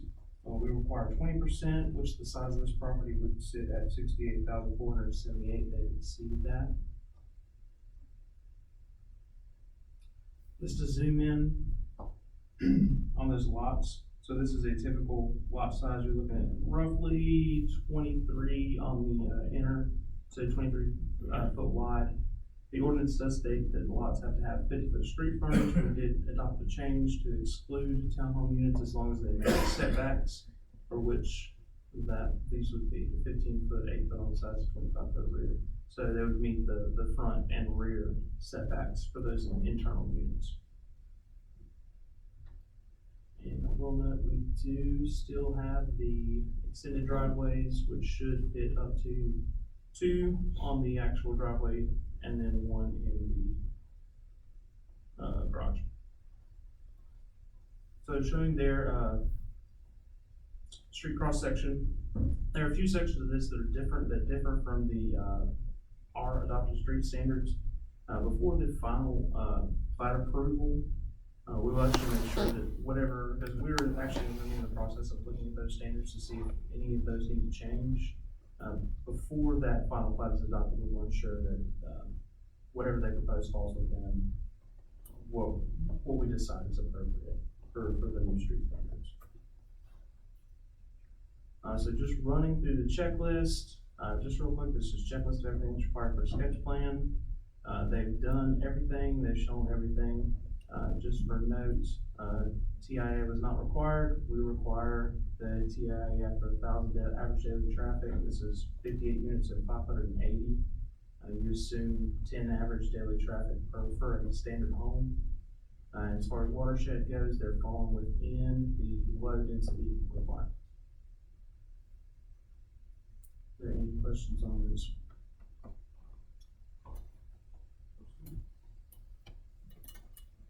So then we just need, I think we're just handling these the same way you handle just motion to approve. Yeah, because this line item alone is just for Granite Hill, correct? Correct, yes, Okay. and we're not required to do subdivision approvals by ordinance, so it's just simple. Council, any further questions? And if not, we'll entertain a motion and a second, to approve this, Granite Hill subdivision plat. Or sketch plan, sorry. Alright, motion by Dale, second by Brittany, all in favor? Motion carries. Okay, next up is, preliminary plat approval for Depot Crossing subdivision. Yes, so this is on South Depot Street, just north of Rachel's Vineyard. So there is St. Vincent Drive, which enters into Rachel's Vineyard subdivision.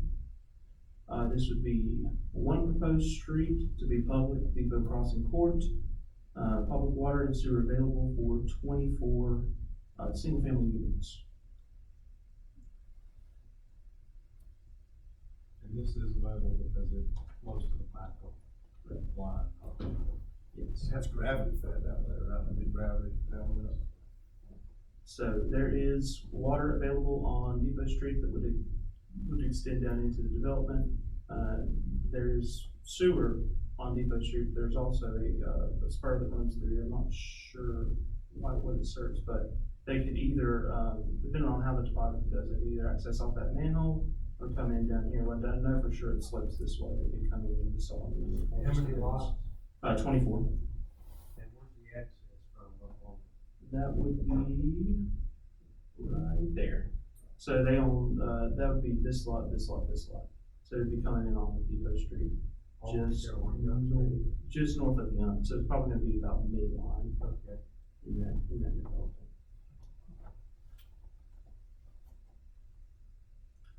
So are these homes that are gonna be kind of like exactly what's in Rachel's Vineyard? I don't know about the composition per se. You mean as far as design goes? No, I mean, common family, I'm just. There will be single family, yes. Okay. The future land use map designates this area as institutional, and then the property that's on Depot Street is actually low to medium density residential. Just highlighting a few sections out of these intents. Near downtown, generally grouped near downtown. This, of course, is grouped downtown. They tend to be a mixed-use district with a blend of housing and retail, so that meets this as it is residential. Walkable districts with a range of housing, retail, and institutional activities. This easily could be walkable to downtown. And then the low to medium density residential designation is for homes on larger small lots, duplexes, or townhomes. It easily falls within medium density residential. So here's the proposed preliminary plat. There was a bit of a change from the planning board review as we did a recalculation on the open space, and they did not meet the 20%. So they basically took some portion of the lots there to the north and added that to their common open space. And there's no differentiation, I mean, I see the houses, you got the two that are up close to the road, and then the rest, none of that up at the road is like a clubhouse or anything, I mean, those are the houses up there. And each of those represents a single family home, so 24 single family homes. And then it's kind of hard to see, but in the imposed deed restrictions, or proposed deed restrictions that would be on the plat and on the plats and enforced by an HOA, they basically state that the open space shall be owned and maintained by an HOA. They do have a stormwater BMP that would be owned and maintained by the HOA, and then they are using deed restrictions to limit the amount of buildable area so they can maintain the watershed level where it's at. So that will be a limit of 30,000 square foot of impervious area on each lot. Just looking at these lots, they would have the same setbacks. These are just single family setbacks for that R1 district: 15 foot front, 8 foot sides, and 25 foot rear. And then just coming out a few sections on their title block.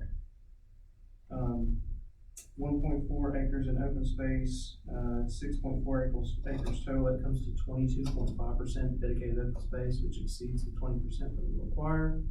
They're currently looking at 3.74 DUA, dwelling units per acre. The lot widths are 65 feet for lots 1 and 2, so those two lots that you're talking about right here will be a little bit wider.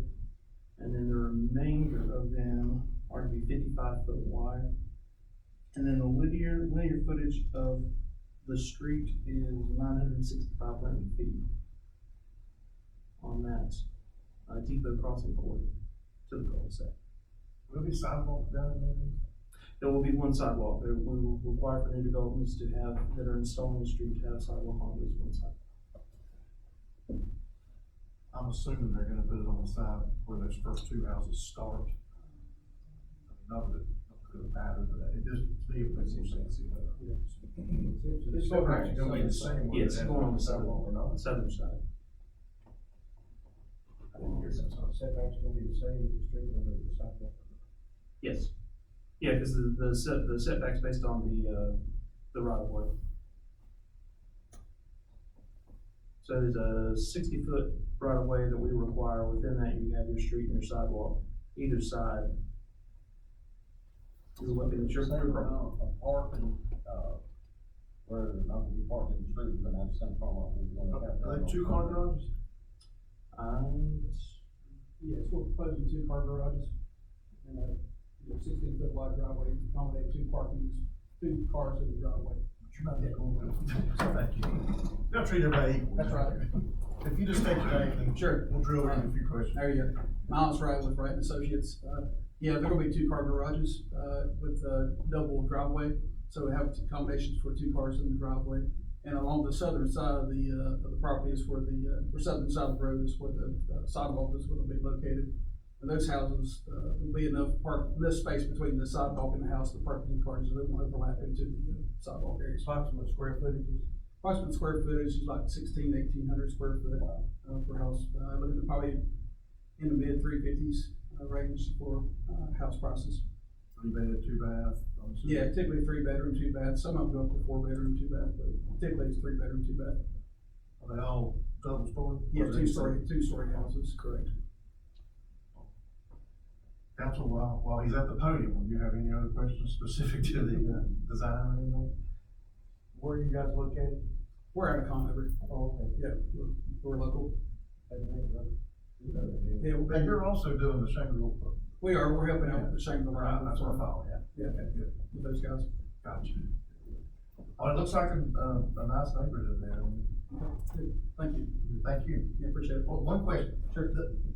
As you come in, that area of land to the right over there that there's no house on, Uh-huh. would it just be grass? I mean, it's just open. Yeah, it's just gonna be considered part of the open space, just no grass. And the HOA, I would assume, would maintain that grass? Yeah, the HOA would be in charge of maintaining all the open space. So if they decided they wanted to put a dog park right there, that'd be up to them, right? That would be up to them, yeah. We're not proposing it, but that was up to them. Start it right there. Yeah. Do you have a question? I was just saying, and I'm asking Jason, is, South Depot 3, is that a city street or? South Depot City from the railroad to Main. On the railroad to Main, and we got. Everything south of that is DOT. Or is it I'm sorry, Okatah. Okatawa South is DOT. Yeah, it's 35 once you get. It's 35 outside of here, Claremont. you got all them houses, I mean, that's something we take up later. Yeah, later, we're good. So this is a DOT street where we're tied into. DOT has taken a look at the plan, or okay with the plan, so we're good as DOT. Which, I know I asked this, and I know it sometimes can't be answered, but timeframe, I mean, You're looking, already got the plans completed on the development. I think we've gone through the first review process with the city. So as soon as we, get approval, soon we get approval here tonight, we'll go ahead and, revise those plans, get them back to the city for review, and submit to the state for review, which takes about 45 to 60 days, something like that.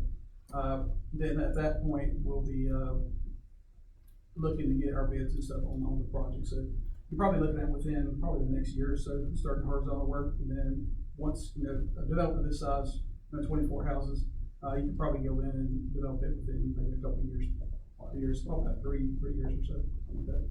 Okay. Timeframe will be completely out. Thank you. Yeah, thank you. All right. Bryce, did you have more, or you? I did. Okay, sorry. If I'm just speaking, but. You're all good.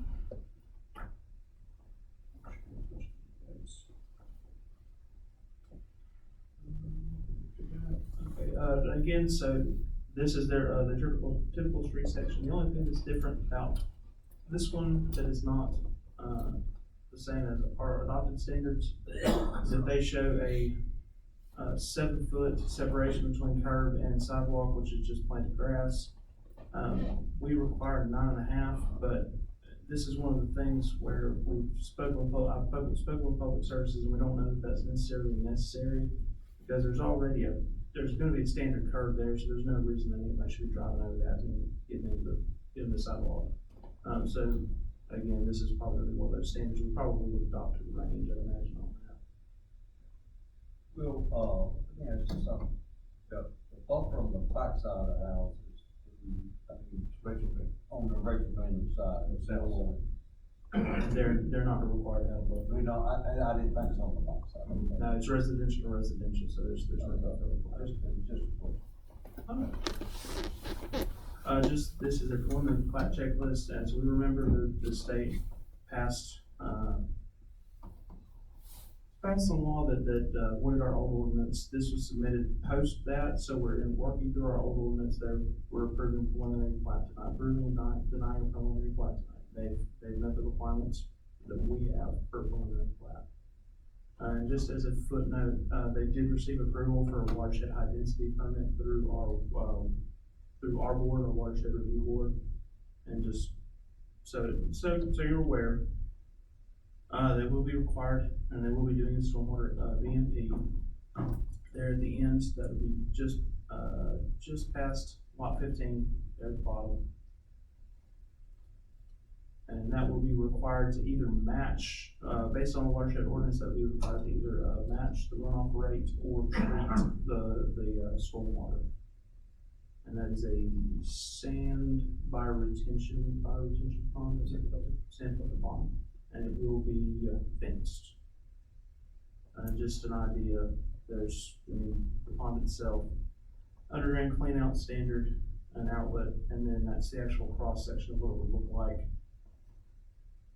And I am glad to put fencing, I mean, this don't show up messing around that or anything else. But between the two developments, are they gonna be lot line to lot line, or is there a buffer in between them, or? Between Rachel's Vineyard and this, Yes. lot line to lot line. Yep. And then, so they'll run pretty much the same elevation.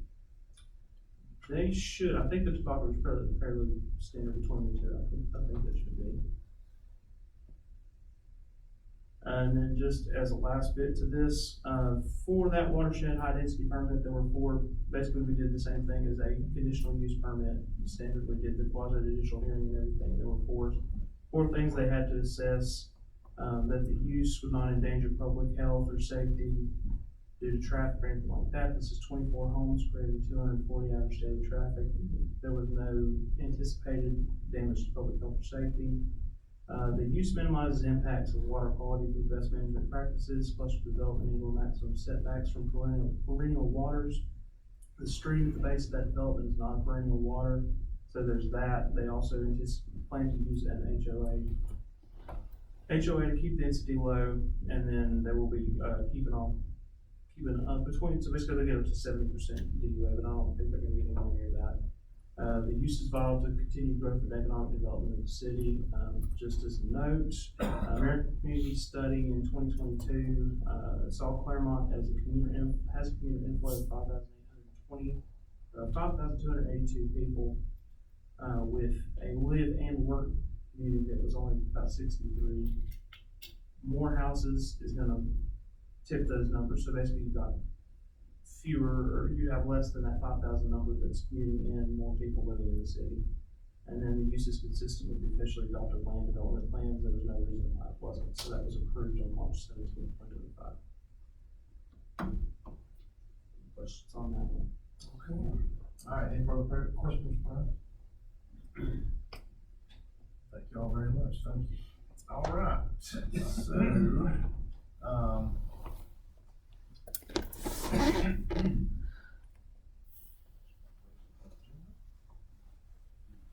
proposed, preliminary plan approval for Depot Crossing subdivision. If there's further questions, just, entertain a motion to, accept the preliminary plan approval. So moved.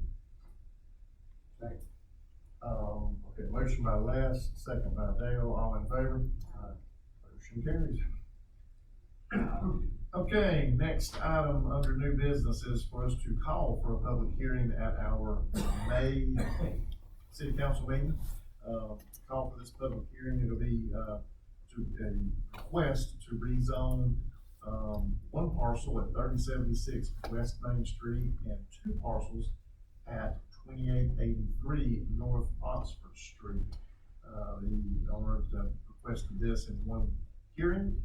So council, all we're doing here is calling for a public hearing at next month's council. Make a motion to call for a public hearing to be held on May 5th, 2025, for a ruling concerning a rezoning request for properties located at 3076 West Main Street, 2883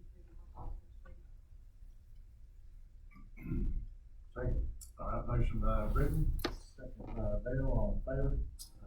Motion carries.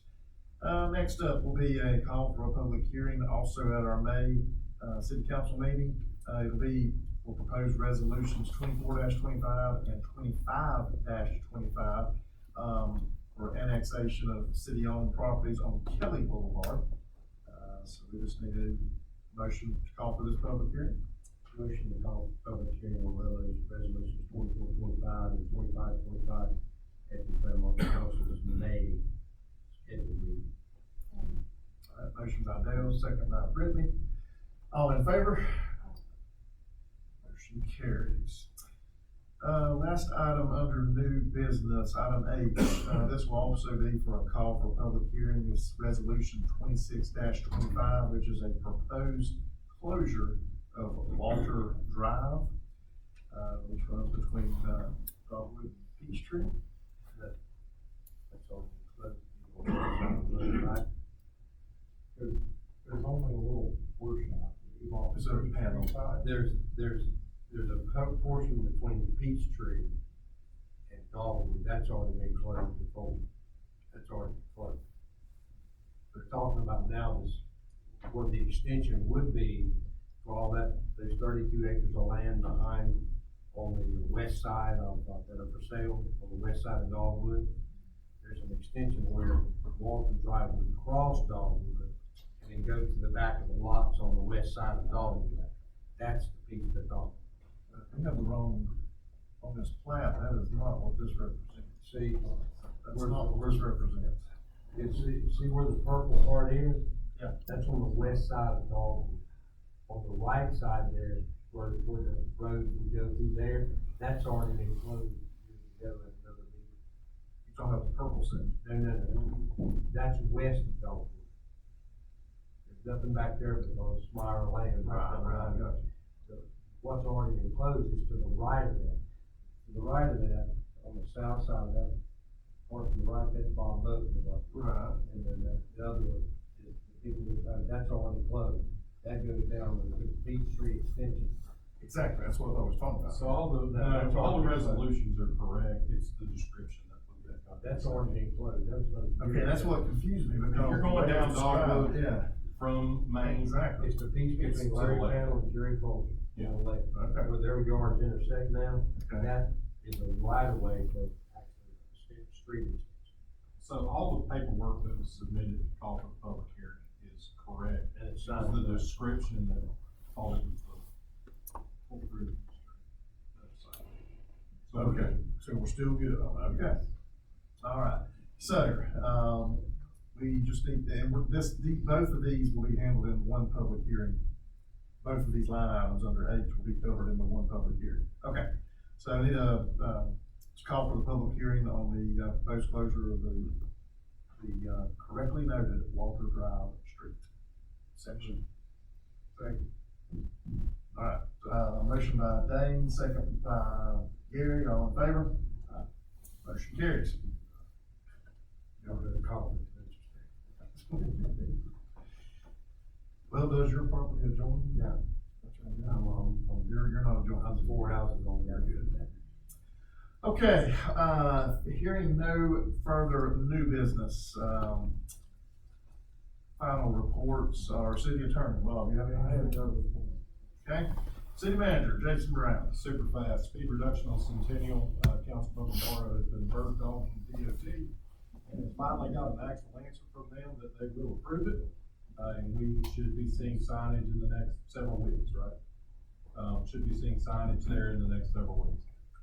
City entryway. They put the sign jumper. Yes, they did. City entryway signs are up, and there is still some landscape to be included in that. But they are up, and what's that? So got two. The last two don't have The la- watering today. Yeah. Because of the rain, but they're gonna do that. Yeah, you're probably have some mud to clean off of them too, since the walls are out, the last mud to clean off. One thing I did want to mention to council, we've had a business that approached us, wanting to place tables on the sidewalks on Main Street.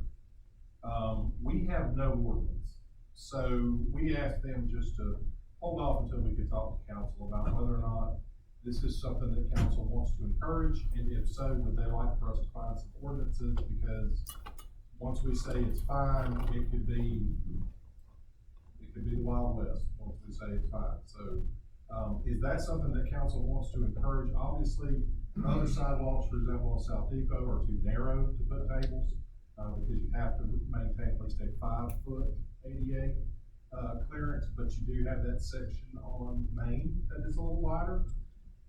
But obviously, you know, you're gonna wanna consider not putting in front of other people's businesses and making sure it's within the law. We have no ordinance whatsoever like that. So is that something that council would like In to my opinion, allow? it'd have to be up close to the building, not Right. anywhere away from the building. There's limits there for that, but if they keep things up next to the building. So basically, the two options are, council tells us that they don't want people putting tables out there, and we write an ordinance that says no tables out there, or council tells us, we're good with it, but we want, you know, obviously, What do for they there to want be to rules. do? They're wanting to put tables out in front of, what's it called? We visited it the other day. Yeah, the coffee shop, they're gonna put a table out there, which is, it's a small width storefront. So I'm not 100% sure exactly where. Well, they're gonna get bigger because they're gonna take over where the St. Martin's Mission, Wood Mission is. They're gonna move out. I don't want us to do anything. Okay, well, then that may be what They're gonna take over that. I wasn't aware of that. I don't want us to do anything to hurt a small business trying to be, I mean, we need businesses downtown, I think we're doing a good job over there. So I think they're gonna take over the apartment upstairs at the end also.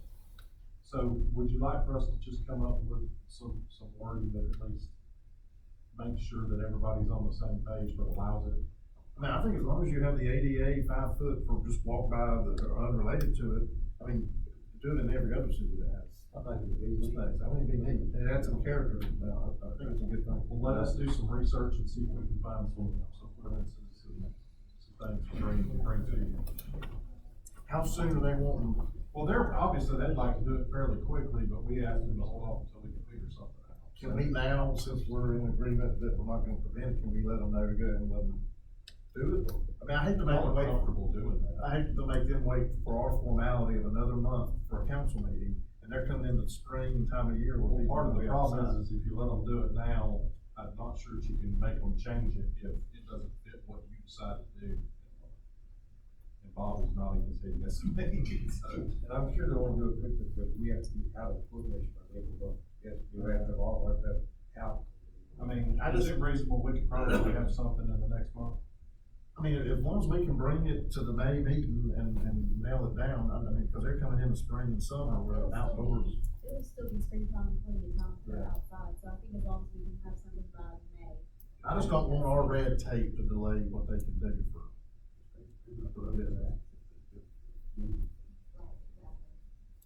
So we could have a motion to, or a proposal to the May meeting. So we're looking on Main Street and, Business Street, or both of them? Just, Sidewalks don't widen enough. Yeah, really, Maine's the only one that you could do it on, it's the It's only just line. that section right there from drive to drive. that's what- And that brings up another question, and Lord knows I'm not trying to make this go longer, but I have had people ask me, do we regulate all these business advertisement benches all over all the sidewalks in downtown? We have no ordinance that deals with those. Is that something that council wants us to bring some type of language back on that, or do we just let that ride? I don't wanna overregulate it. Okay. I like people to sit out there and hang out. But I go. Well, no, I don't necessarily think that, what I was talking about was more about, the ads. yeah, There's ads on everything. We need to let people advertise. Yeah, as long as it's There's appropriate. ads on everything. Okay, well, we'll bring some language back at the next meeting. We're gonna let people have flea market tables on Main Street, never let them on the side. Agreed. Anything else, Jason? That's where we are. No closed session tonight, correct? Let's Bob. Okay. All right, any further business to bring before the board tonight? If not, we'll entertain a motion to adjourn. Oh, you have one? I was gonna ask Jason. Okay, hold on, we're not done yet, hold on. Sorry, we have a motion on the floor. I'll leave it. Yes. Is there, obviously, we can all see the bush hogging and stuff going on down at the Claremont camper place. Is there anything that can be said or just? We've not heard of anything going on there. There's a lot going on in the road, Which is this, We the big did parcel some across the clearing in the Wood House? rear at Oh, one did you? point on the sewer line. Because we couldn't get into all the manholes. So that was initially us, a little bit in the front, must just be the property owner doing a little maintenance. Okay. We haven't had anything approached. The residents on the backside, seeing all that, and they're taking it to Yeah. something else. Cross but the it's- Blue House is good. And it just goes, getting maintenance for the manholes. One other quick, any word on any, thing happening with the old Dollar General building? Who's paying their power bill? Lights bill ever since they moved out of it. It's still 24/7. Going all the time. I had heard everything that they were gonna ride out their contract, they were not gonna rent it to anybody. They're just gonna pay, they have the lights on forever. And then Dollar General is paying the owner, and the owners. Oh, because they don't. As long as they're, coming in there. yeah, as long as they're paying, they're kinda like, well, why would we fill it? And as far as crossing Blue Compass, they told me that the only thing that they've done is just kinda that they haven't cleared anything. Just been bush hogging. Yeah. So that, well, he answered, that was what he makes on the roads in the back. The owner did as well. Okay, Gary, that motion to adjourn, Second. All right, motion by Gary, second by Dane, all in favor? Motion carries, we are adjourned.